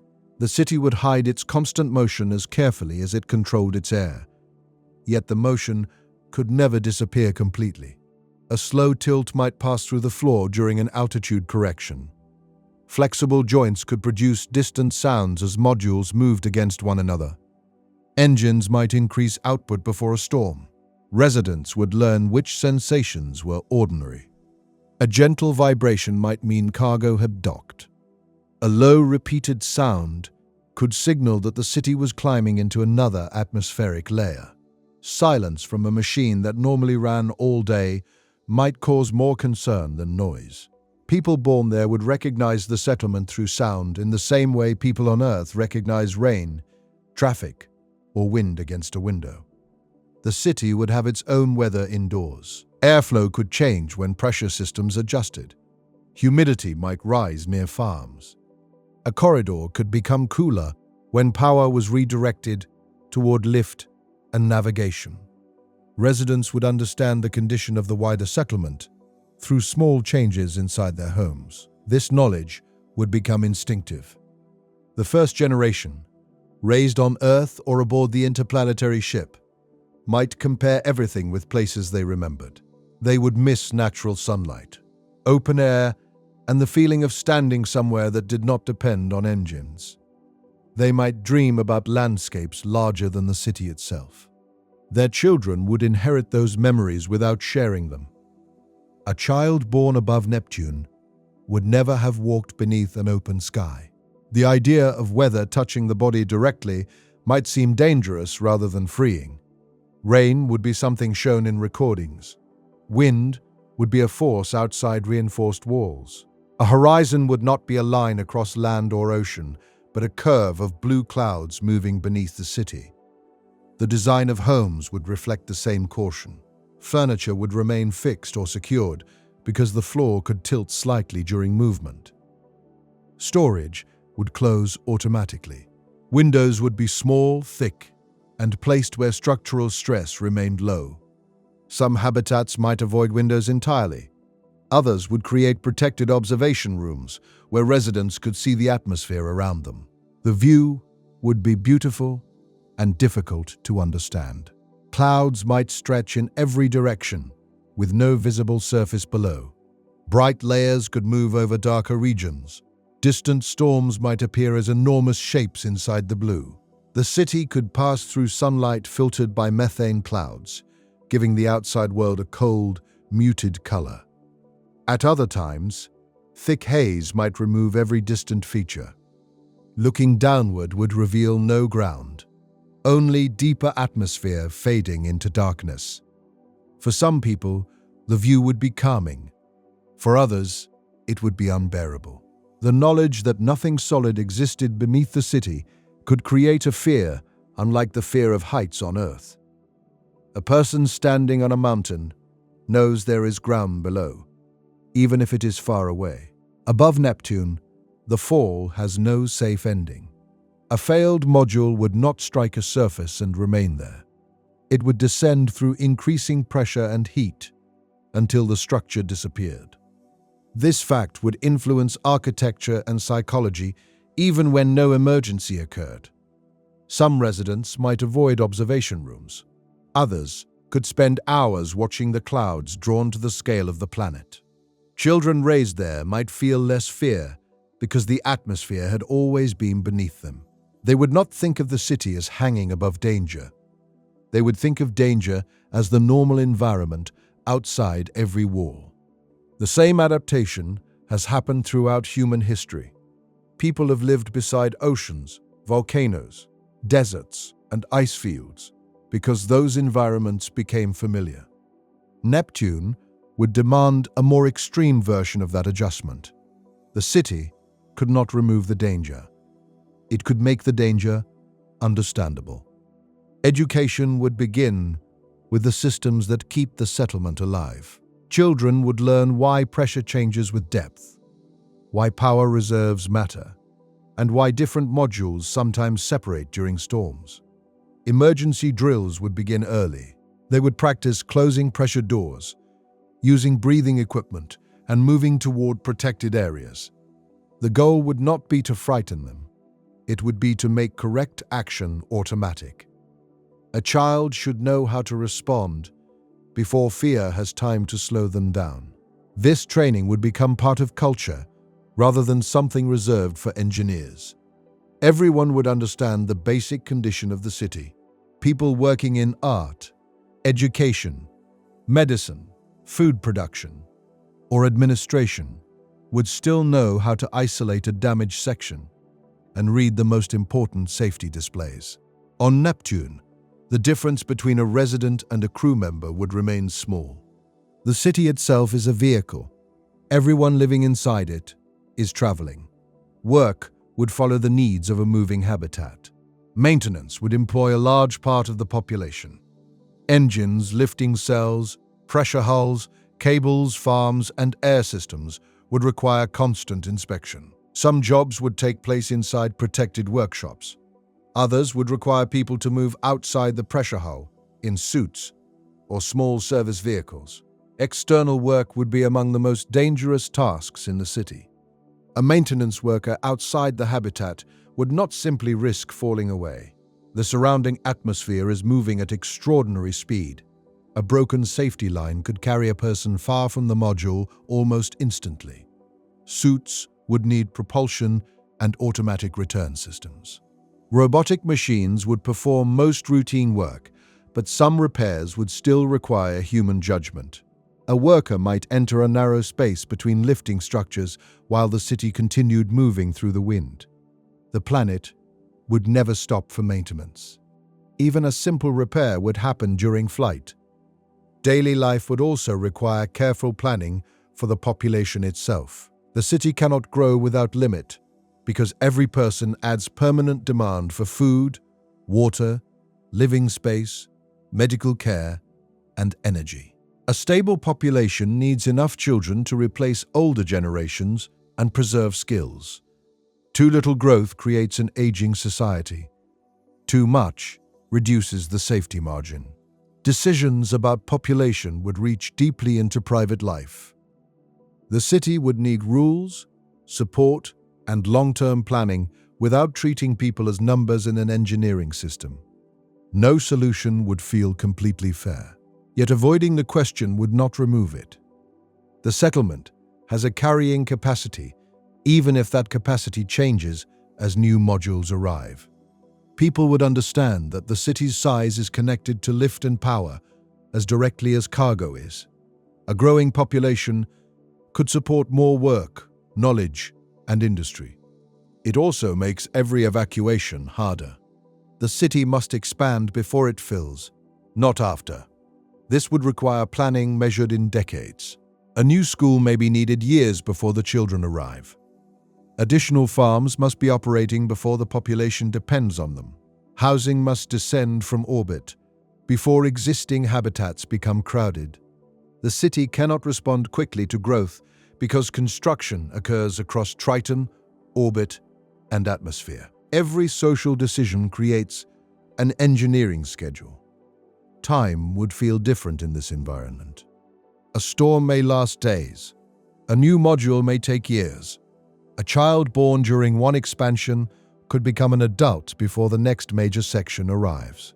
Residents would live inside plans begun by people who had already retired or died. The city itself would feel unfinished forever. There would always be another habitat being designed, another reactor awaiting replacement, another route being tested through the atmosphere. Completion would not be the goal. Continuity would be. The settlement survives by remaining capable of change. Daily routines would continue beneath that long future. Artificial morning would brighten the habitats. People would move toward farms, workshops, schools, hospitals, and control centers. Meals would be prepared from crops grown nearby and stored food transported from other modules. Children would hear lessons about Earth, the journey, Triton, and the atmosphere surrounding them. Most hours would feel ordinary. That may be the strangest part of life on Neptune. A civilization could exist inside one of the most violent environments in the solar system and still spend most of its time doing familiar human things. People would worry about work, family, school, health, and relationships, while the city moved above an endless fall. The danger would remain close. It would not dominate every thought. This is how a permanent population would truly begin. Not when fear disappears, when life becomes larger than fear. But ordinary life creates new demands that the first test crews never faced. Children require education. Older people require care. Families need stable homes. Cultural memory must be preserved. The city can no longer depend on a small group of specialists sent from Earth. It needs teachers, doctors, builders, artists, technicians, farmers, and leaders born inside the system. The settlement must replace not only machinery, but people and knowledge. This is the deeper meaning of permanence. A city can survive one generation through stored equipment and careful planning. To survive many generations, it must reproduce the skills that keep it airborne. The knowledge cannot remain inside distant computers or manuals written on Earth. It must live inside the community. Every older engineer must teach someone younger. Every medical team must train replacements. Every farm must preserve both seeds and understanding. A forgotten procedure can become as dangerous as a missing part. The first generation would still receive advice, research, and cultural material from Earth. Messages would continue crossing the solar system, but the delay would remain long, and the city's problems would become increasingly local. Earth may understand reactors and medicine. It would not experience the exact wind band carrying the city that day. It would not know the sound made by a local lifting cell before failure. The settlement's most valuable knowledge would come from people who lived there. Over time, Earth would become less useful as an authority and more important as an archive, a distant family, and the place where the story began. The city would still care about Earth. It could no longer wait for Earth. The people above Neptune would need to make decisions, train replacements, manufacture essentials, and preserve their culture without expecting rescue or immediate instruction. Their daily lives may appear calm. Beneath that calm is the beginning of a separate civilization. And as life above Neptune becomes ordinary enough for children to call the floating city home, the settlement must finally learn how to continue when Earth is no longer close enough to guide, supply, or rescue it. The distance has always been there. Even during the first years, every message required hours to cross the solar system. A question sent from Neptune could not become a real conversation with Earth. By the time a reply returned, the weather had changed, the repair had already been attempted, or the decision had been made without it. At first, the delay still felt temporary. Earth remained the center of planning. Engineers there studied the city's reports, suggested changes, and sent new designs. Families exchanged recordings. Governments and institutions continued speaking, as though the settlement were a distant part of the same immediate world. The people above Neptune wanted to believe that connection meant closeness. It did not. Communication can cross billions of kilometers. Presence cannot. If a habitat began sinking, Earth would learn about the emergency after the city had already survived or failed. If a surgeon faced an unfamiliar condition, advice from home might arrive too late to matter.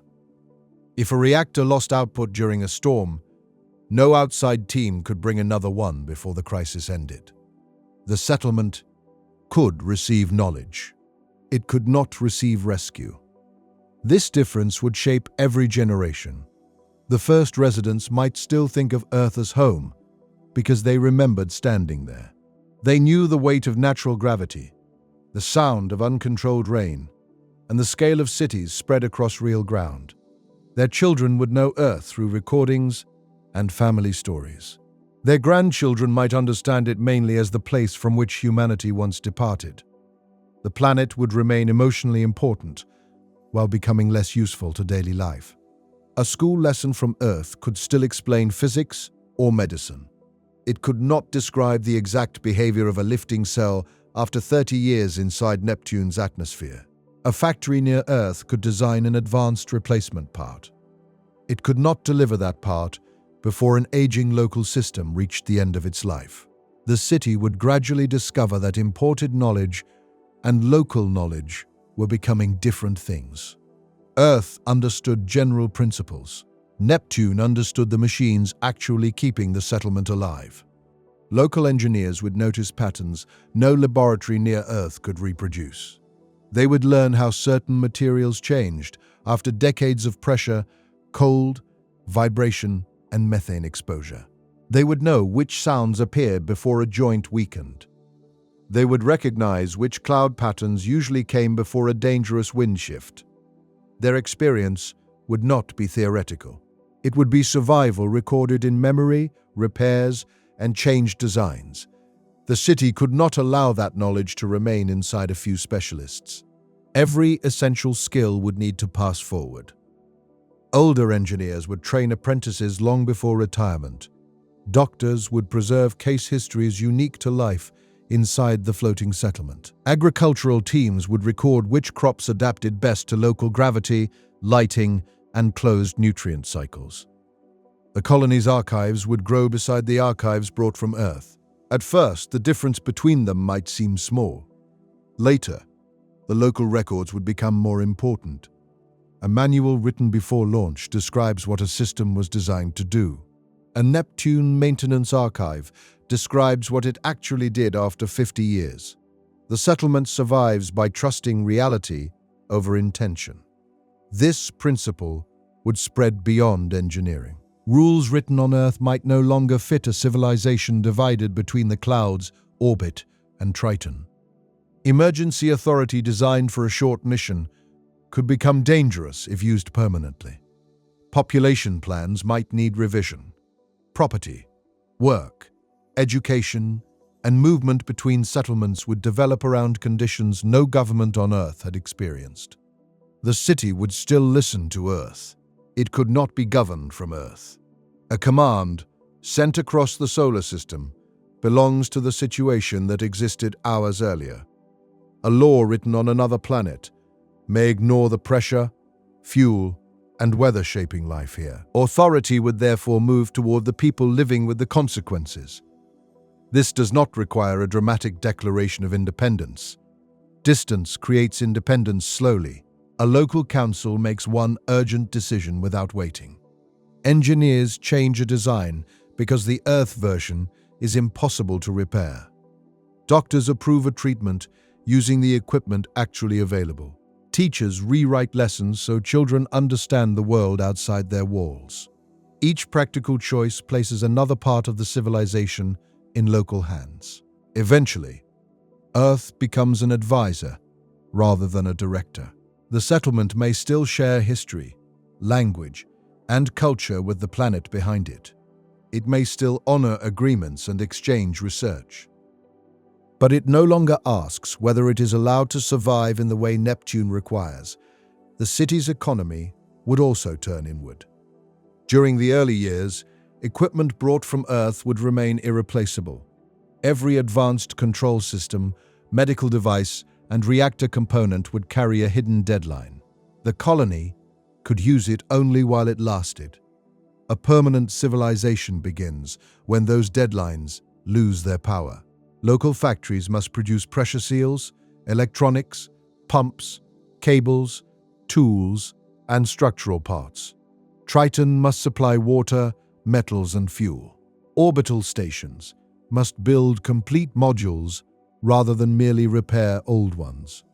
The floating city must maintain its own farms, hospitals, and workshops. The goal would not be to copy every industry on Earth. That would be impossible. The goal would be to reproduce everything necessary for continued life. This distinction would determine which technologies survived.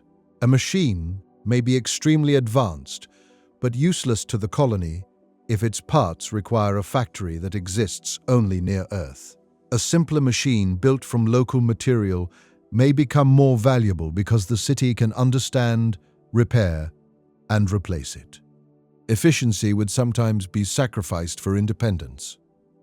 A pump consuming more power might be safer if every component could be manufactured around Neptune.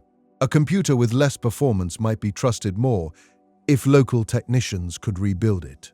The city's technology would gradually become heavier, simpler, and more open than the systems that arrived from Earth. It would also become more honest. Nothing essential could remain a sealed object that no one understood.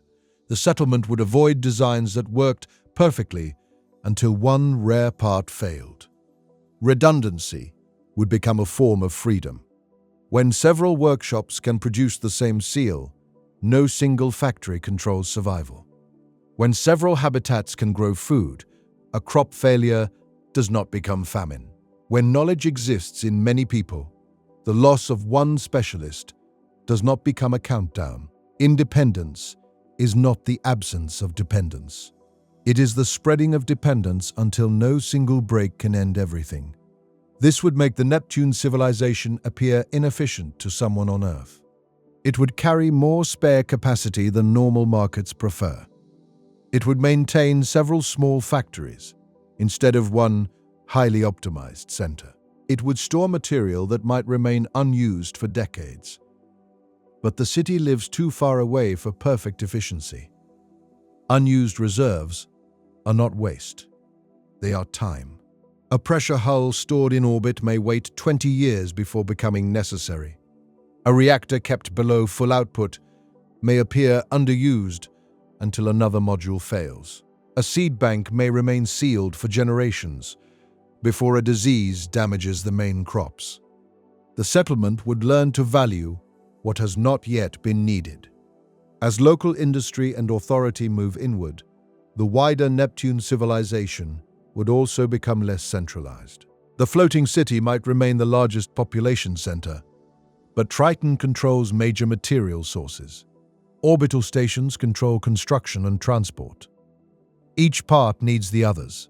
This prevents any one settlement from becoming completely independent. It also makes cooperation more complicated. A shortage on Triton can delay expansion in the clouds. A political dispute in orbit can interrupt cargo traffic.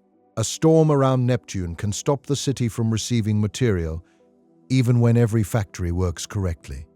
The system survives only when its parts plan together across years. They would maintain shared reserves and common standards. Docking systems, power connections, pressure interfaces, and emergency procedures must remain compatible. A habitat built in orbit today may connect with a city module designed decades earlier. The civilization cannot allow every settlement to develop technology that works only with itself. Standardization becomes another form of unity. Culture may divide. Machines must still connect. The moment of true independence may arrive without anyone noticing. A reactor built entirely from local material begins operating. A child receives medical treatment using medicine produced in orbit. A damaged lifting cell is replaced with one designed by engineers born in the clouds. No message is sent to announce that independence has been achieved. The city simply discovers that its future no longer waits inside cargo launched from Earth. The dependence has moved inward. People now rely on Triton, orbit, farms, reactors, workshops, and one another. This does not make them free from danger. It makes the danger theirs to manage. The change would be visible during the first major emergency solved, without any Earth-built replacement. Perhaps a storm damages several power modules. A local factory produces new parts. Triton sends additional fuel. Orbital crews build a replacement section and guide it into the atmosphere. Months later, the city returns to full strength. Earth may send advice and support throughout the event, but the recovery is completed entirely within the Neptune system. That is when the settlement becomes more than a colony. It becomes a civilization capable of surviving its own failures. From that point forward, Earth remains part of its past and its wider human family, but not the condition of its continued existence. The people above Neptune may still look toward the distant sun and know that another world circles close to it. They may still wonder about oceans, forests, and open skies. Some will want to visit, most never will. Their lives will unfold among drifting habitats, orbital factories, and frozen moons. The separation is not tragic by itself. Every human society inherits a world it did not choose. The people of Neptune inherit a more artificial one, but it can still contain family, memory, work, beauty, and purpose. The city becomes permanent when its residents stop thinking of life there as an extended mission. They no longer wait for a return. They no longer measure success by how closely the settlement copies Earth. They begin asking what kind of civilization can exist only here. A civilization that moves with the weather, that builds homes in orbit before lowering them into clouds, that treats energy as altitude and ice as stored life, that understands solid ground as one possible form of home, rather than the only one. The floating city would remain dangerous. The atmosphere would still be violent. Machines would still age. Independence does not remove the conditions that made the mission nearly impossible. It allows the population to face them without waiting for another planet to provide the answer. And once Earth becomes a distant origin rather than a source of rescue, the final question is no longer whether humans can reach Neptune, but whether everything they have built there can truly be called a home on the planet itself. The honest answer depends on what it means to build on a world. Humans could not place foundations on Neptune in the ordinary sense. There is no solid surface beneath the clouds where streets, towers, and landing fields could remain fixed. The atmosphere continues downward. Pressure rises. Temperature changes. Gas becomes denser until the distinction between atmosphere and interior begins to disappear. No mountain waits below. No ocean has a shore. A structure descending too far would not reach land. It would be crushed, heated, and slowly absorbed into layers no human machine could survive. So humanity would never stand on Neptune, not in the way it could stand on Mars, Triton, or the Moon. A floating city would instead live inside the planet's upper atmosphere, supported by lift, engines, power, and constant control. It would move with the wind. It would circle the world without touching it. From a technical point of view, this may sound like building above Neptune rather than on it. For the people living there, that distinction might matter less with time. A home is not defined only by contact with rock. It is defined by where life continues, where children grow, and where a society expects to remain. The floating city would depend on Neptune every moment. Its lift would come from the atmosphere surrounding it. Its roots would follow the planet's wind bands. Its weather, pressure, temperature, and gravity would shape every part of the settlement. The city would not be separate from the planet. It would be one moving object inside a much larger moving world. In that sense, humanity may build on Neptune by accepting that architecture there cannot remain still. The buildings would fly. The streets would connect modules that rise and fall slightly against one another. The city would change shape before storms. Entire neighborhoods might separate, drift through different currents, and return days later. Urban life would become a form of navigation. This does not make the idea easy. Every part of the settlement would remain dependent on machines. A failure on a rocky world may damage a building. A failure inside Neptune's atmosphere can change the altitude of the entire home. Power must never disappear completely. Lifting systems must remain balanced. The pressure hulls must survive endless stress. Weather prediction must remain accurate enough to give the city time to move. The margin between an ordinary day and a dangerous descent would always exist.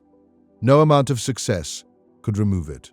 The most advanced version of the city might survive centuries, yet it would still need constant maintenance. Old lifting cells would be replaced. Reactors would be rebuilt. Structural modules would be separated before their materials became unreliable. Nothing could remain untouched forever. A settlement on Earth can preserve ruins. Neptune would erase them. A module no longer capable of floating would eventually be released, descending into deeper clouds until pressure destroyed it. The city's past could not remain below as abandoned streets or buildings. History would survive in records, memories, and material reused elsewhere. This gives the civilization a different relationship with permanence. A home would be permanent not because its walls lasted forever, but because the people continued rebuilding it. The city could remain in the atmosphere for thousands of years, while almost every original part disappeared. Its name, culture, and population would continue through structures replaced many times. The question of whether it was still the same city would have no simple answer. But human homes have always changed. Buildings are repaired, cities are rebuilt, generations replace one another. Neptune would only make this truth impossible to ignore. The wider civilization would also extend far beyond the floating settlement. Triton would provide ice, rock, and heavy industry. Orbital stations would assemble modules under calmer conditions. Smaller moons could support storage, navigation, and mining. The old interplanetary ship might remain in orbit as an archive and emergency habitat. The city inside the clouds would be the most dramatic part of this civilization, but it could not exist alone. Humanity would not build one colony on Neptune. It would build a connected system around the planet. This may be the only realistic way to remain there. A settlement that tried to place all industry, food, power, and people inside the atmosphere would carry too much mass and too many points of failure. Spreading the civilization creates distance and complexity, yet it also creates survival. If a storm damages the city, orbit can help rebuild it. If an orbital factory fails, Triton can store material until another is ready. If one habitat is lost, other parts of the system continue. The civilization becomes stronger because no single location contains everything. Neptune itself would remain mostly unreachable. The inhabited layer would represent only a thin region near the top of an enormous world. Beneath the city lies thousands of kilometers of atmosphere and dense material. Humans may study it with probes. They may send collectors deeper, They may never directly visit most of the planet. Living on Neptune would mean living near its outer edge. The city would float above places that could never become human. That may be the most unsettling part of the entire idea. A civilization could spend centuries inside a planet while knowing that almost all of it remains inaccessible. The world below would be larger than Earth, filled with pressure, heat, and chemistry beyond direct experience. Every window looking downward would reveal only clouds. The true interior would remain hidden. Neptune would support the city without ever becoming understandable in the way a landscape can be understood. There would be no journey across the surface, no distant continent, no valley waiting to be explored. The exploration would move vertically. Probes would fall. Balloons would descend into stronger pressure. Instruments would transmit for as long as their hulls survived. Each mission would reveal another layer and then disappear. The city above would receive the data while continuing to drift. Even if the city survives technically, it would still need to offer more than safety. It would need to offer reasons to stay. Comfort, family, education, art, privacy.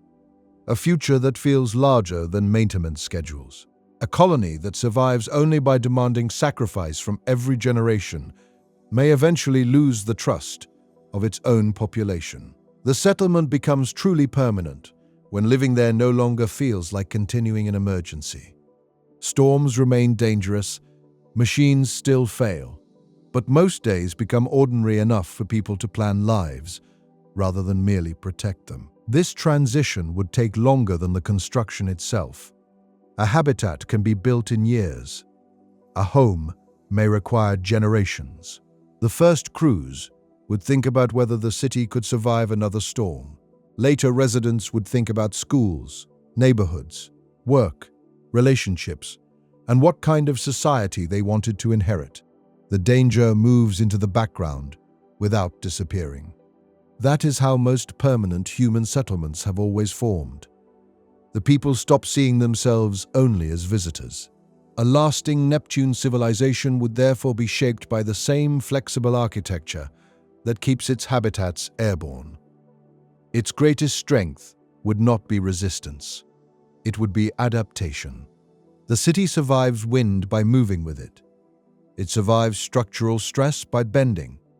It survives failure by dividing. It survives distance by producing what it needs locally. Again and again, Neptune would punish any system that depended on remaining unchanged. This may be the final lesson of the impossible journey. Humanity could not reach Neptune and force the planet to become familiar. It would need to change the meaning of construction, settlement, and home. The mission would begin with the idea of building on a blue planet. It would end with a network of habitats moving through clouds, factories circling above, and mines working across frozen moons. No footprint would mark the achievement. No flag would stand on the surface. There is no surface to receive either one. The proof would be life continuing where nothing was meant to stand. Lights moving through the atmosphere. Farms growing behind pressure walls. Children learning the routes of wind bands around a planet their ancestors knew only as a distant point. The city would never defeat Neptune. It would survive by respecting the conditions Neptune refused to change.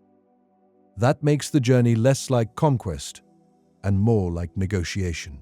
Every safe altitude, every repaired module, and every successful storm season would represent another agreement between human technology and an environment that offers no mercy for mistakes. The settlement would always remain fragile. Compared with the planet, Neptune could continue without it. The city could not continue without Neptune. This imbalance may keep the civilization humble. The planet would not become human. Humans would become Neptunian. Not biologically at first, but through culture, engineering, memory, and the way they understood home. Generations later, residents might look through a protected window and see only blue clouds beneath them. They may know that Earth is a distant point close to the sun, too far away to see without instruments. They may understand that their ancestors crossed the solar system to build on a world where building seemed impossible. To them, the city would not feel impossible. It would simply be where morning begins. The original question would survive in old documentaries, archives, and school lessons. Could humans ever build on Neptune? The answer would still require care. They could not build on solid ground. They could build inside its atmosphere. They could build around its moons. They could create a civilization supported by the entire Neptune system. And if that civilization lasted, rebuilt itself, and gave future generations a life they considered worth living, then the word "on" might no longer be the most important part of the question. Humanity would have built a home where no ground existed. That may be enough. The journey would remain one of the hardest ever attempted. It would require years of travel, enormous energy, local industry, constant maintenance, and generations willing to live inside machinery. A single failure could still become fatal. The city would never become effortless. But impossibility is not always a wall. Sometimes it is a design problem that changes everything around it. Neptune would force humanity to stop thinking of a city as something that stands, to stop thinking of a planet as something that must provide land, to stop thinking of arrival as the end of the journey. The settlement would remain in motion for its entire existence. Its buildings would move. Its people would adapt. Its history would travel around the planet again and again. And far beneath them, the atmosphere would continue descending toward pressure and heat no human being would ever reach. The city would live above that depth, held there by energy, knowledge, and the work of every generation. Not standing on Neptune, not separate from it, but floating within the only part of the planet where human life had found a way to remain. Thank you for watching this calm journey to the edge of the solar system. If you enjoyed this documentary, subscribe for more quiet space stories like this. Leave a like if you enjoy deep space mysteries and tell me what you would choose: a floating home inside Neptune's atmosphere, a base on Triton, or an orbital city above the planet. Let me know in the comments. I will pin the most thoughtful answer. Tonight, you are watching the Just About Space channel, talking about the impossible journey to build on Neptune. Sleep well and keep looking up. Good night.